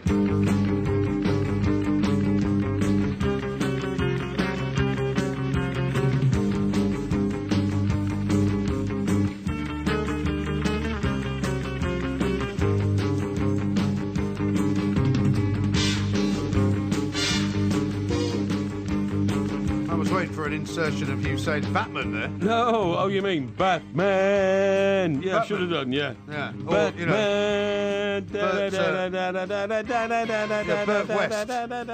Burt West. Now here's a name for you to conjure. He was the only Batman who's with. I don't agree. I thought all the Batman films were all hopeless. I thought George Clooney was a pretty good Batman. Nah, I thought they were useless. I took Batman from being, the crime fighter to being some sort of mystical creature, floating around in the night like a bat. Well, that's why he was called Batman. Well, yeah, but he was called Batman because of the bat sign and, the Batmobile. Well, those are all in the films as well. The Batmobiles in the movies are fantastic. What was your favourite line in all the Batman series, the Adam West one? I don't know. It was a very long time ago since I've seen that. Mine was Batman and Robin, right? Yeah. And there's a gang of like 20 villains. But they were always hapless, the villains, weren't they? They're all hapless, but there's 20 of them, and they've all got Thompson machine guns, you know what I mean? Yeah. Where they have this circular magazine of bullets. Yeah, right. And so for about sort of 30 seconds, it's da-da-da-da-da-da-da-da, and all these 20 guys are shooting at Batman and Robin. But they can't hit anything. Well, all the bullets are bouncing all over the place. Yeah. So anyway, the shooting then stops, and Robin says, conspiratorially to Batman, "Hey, Batman, why do you think they've stopped firing at us, Batman?" Batman says, "It's okay, Robin. They've run out of ammunition." "Oh, how do you know that, Batman?" "I counted the bullets." You like that? Oh, I love it, yeah. All right. Now, what about the name Rob Ford? Does that ring any bells with Rob you? Ford? Yes. It does, actually, because funnily enough, I saw him on a news programme before I came out tonight. He's the drunken, despicably decadent mayor who's in Canada he who's was, died. So mayor of Toronto. Yeah, he died yesterday, aged 46. Yeah, this is a guy. No, see, I take a different view. I thought he was quite an entertaining character. Oh, come off it. He stayed in office despite the fact that he admitted he'd consorted with prostitutes. He was a drug taker. He was a crack cocaine addict. He was a crack cocaine addict, and but he used to go wandering. Yeah, but he wandered about in drunken stupor. I mean, it was. I mean, for whatever you may think of him, I mean, he certainly brought a bit of colour to the city of Toronto and to the world of politics. I think it was more than colour, mate. I mean, but the thing's interesting, right? I mean, his whole kind of political theory, his political sort of power base was among blue collar right wing voters. Yes, the Ford Nation, right, as he called them. Yeah, he was actually the son of a millionaire. Yeah, well, that could have been the root of all his problems, of course, because when people are brought up in wealth, sometimes, they lose direction because they're living in the shadow of their parents' success and all that kind of stuff, or their parents give them too much money as youngsters, and they take it for granted that the world owes them a living and all that kind of stuff. You know what I mean? Yeah. So, I mean, one of the things that happened to him, and it was a bit like the Mayor Marion Barry of Washington, D.C., who was also caught secretly on a piece of video smoking crack cocaine with a prostitute. Yes, that's right. This guy completely and utterly, there were rumours around him all the time because people knew that he was drinking quite a lot. Yeah. And he kept being asked by reporters whether he was, an addict and whether he was smoking crack or anything like that. And he kept denying it. And eventually he was presented with the evidence, which was published in the Toronto Star. Yes. And he finally appeared on the steps of the City Hall and said, yes, I have smoked crack cocaine. Yeah. Am I an addict? No. Have I tried it? Probably in one of my drunken stupors. Yes. I mean, now, not many politicians would get away with that and still be in charge. No, exactly. He remained popular through a series of scandals by honouring his promise to respect the taxpayer. It's what you're spending the taxpayers' money on, I think, that people worried about. But, I mean, I suppose you'd have to say sad early death, really, for a guy who's... I mean, the age of 46 is no age to die, is it? It's no age to die at all, and you feel very sorry for anybody whose life was snuffed out at such an early age. However, if you're a crack cocaine addict, I'm afraid that you do take the risk of inducing diseases into your body. Yes, I think nobody would have too much sympathy for that one. It's Yeah, true. yeah. How about this from Matthew? If Porky gets chickens in his postage stamp roof terrace every time he goes up there, the chickens will jump off the roof. Steve says, I thought you would have said Errol Flynn as top Rogeriser. Well, Errol Flynn was quite a remarkable man, wasn't he? He was. Because he was. I mean, all this joke about Errol Flynn's extremities being of a particularly, large size and all that was true. Yeah. Wasn't it? Well, I assume so. I mean, I am told... I've not seen the evidence of it. Well, nobody's seen the evidence, but I'm told, because I, read a lot of entertainment stuff over the years. Oh, yeah. My journals on the film and entertainment industry. Yeah, well, variety. Well, maybe, but apparently parts of his body had to be strapped to his leg. Yeah, to stop. Parts of his body. If you see what I mean, to stop. Why do you have to be so coy about it? Well, it's a family show, but you can describe things family more. Show. Parts of his body. One part of his body. Yeah. Well, the thing is, because he was very sort of a gung-ho actor. He was a swashbuckler, wasn't he? He was. He's always sort of falling off horses and getting into sword fights. Getting into sword fights in particular. That's right. Yeah, and tumbling around off the battlements of castles and all that kind of stuff. You know what I mean? Yeah. It could have been a problem had they not properly adjusted. Yes. His especially his when costume. he was wearing tights when he was Robin Hood. Well, exactly. Yeah, exactly. That was a bit difficult, wasn't it? Yeah. It says here that old Rob Ford, who we were talking about, right? He says if he had gone into another vote, he probably wouldn't have been voted out anyway because he was so honest to the people who voted for him. That's How true. ridiculous is that? Yeah. Well, I mean, I know that honesty does not exactly ring true with you, but I mean, that's why I think people liked him because no matter what, he was actually, he did kind of. It took him a while to admit to being the crack cocaine addict, but at least he did tell the truth. Yes, which is right. very in very short supply in this day and age, wouldn't you say? Yeah. Oh, I definitely would. There's far too much political correctness around. But anyway, yes. Now, by the way, I've got a little story for you. Oh, right, okay. Which was sent to me earlier on, which I don't know whether you've spotted. Yeah. But you see this Beatles record that was sold for £77,500? Is it that one that was found in the loft? The Holy Grail.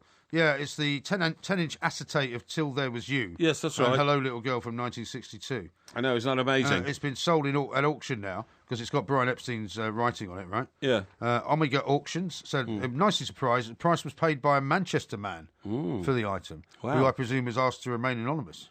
Well, is there any possibility that would be Noel Gallagher?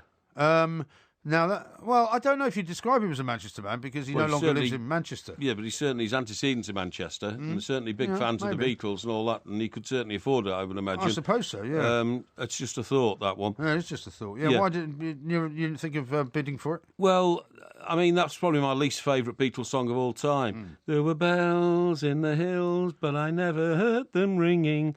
No, I never heard them at all till there was you. That's very good. Thank That's you. the best song you've ever sung. And don't just leave it there. Yeah. Don't try and improve it. And what I was going to say, I'm not going to improve it. No, but we haven't got time now. But they didn't even write it themselves. It was somebody else's song. This is Talk Sport.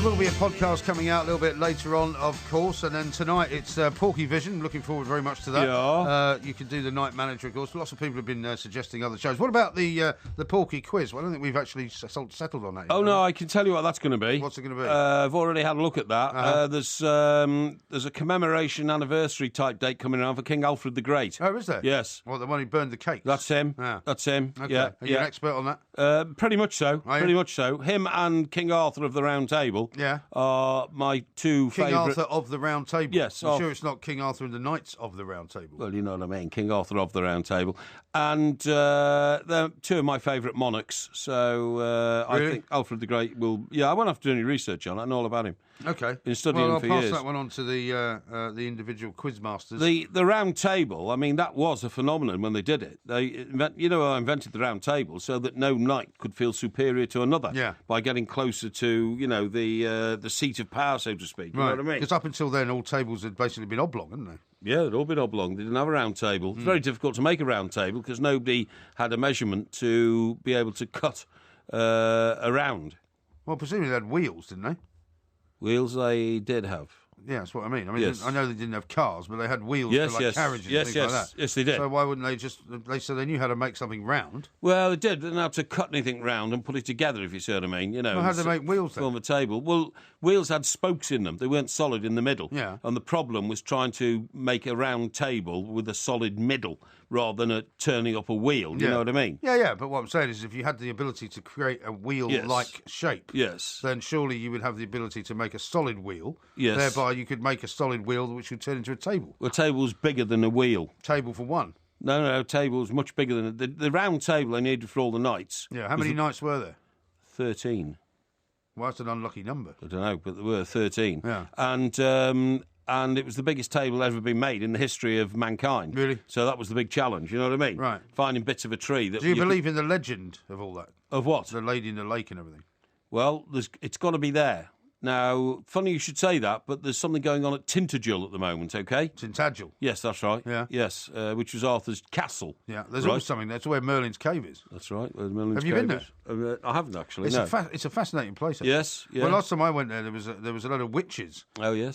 From America, sitting on sort of in a circle on the ground, Well, chanting. was this part of a theatre group or something? No, they were just visiting proper the place. witches. Yeah. Yeah, sounds a bit odd Well, to it's me. a bit like that down in Cornwall. Yeah, oh, it is. I agree. I haven't been to Devon and Cornwall enough, and I must go there more and explore more of that. Maybe we should go and do a show down there. Country. We should do a show People down do there. ask about Cornwall because it's such a long way to go. Yeah, well, it's the only county in Britain that's never had a football league team.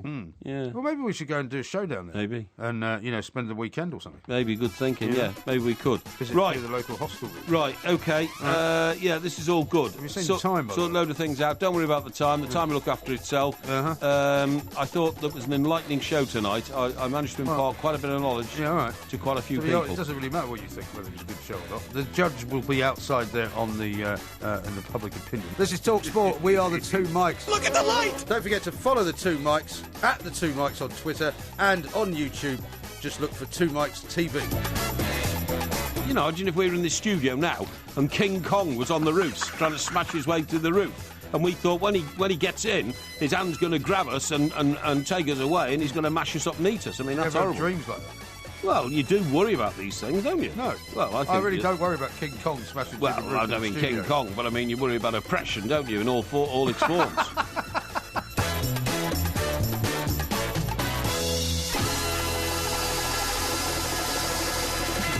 Well, don't throw it away. No, it's all right. No, because it was on somebody's... Don't throw it away. You're such a vandal. If you love the Two Mics podcast, you'll love the live show.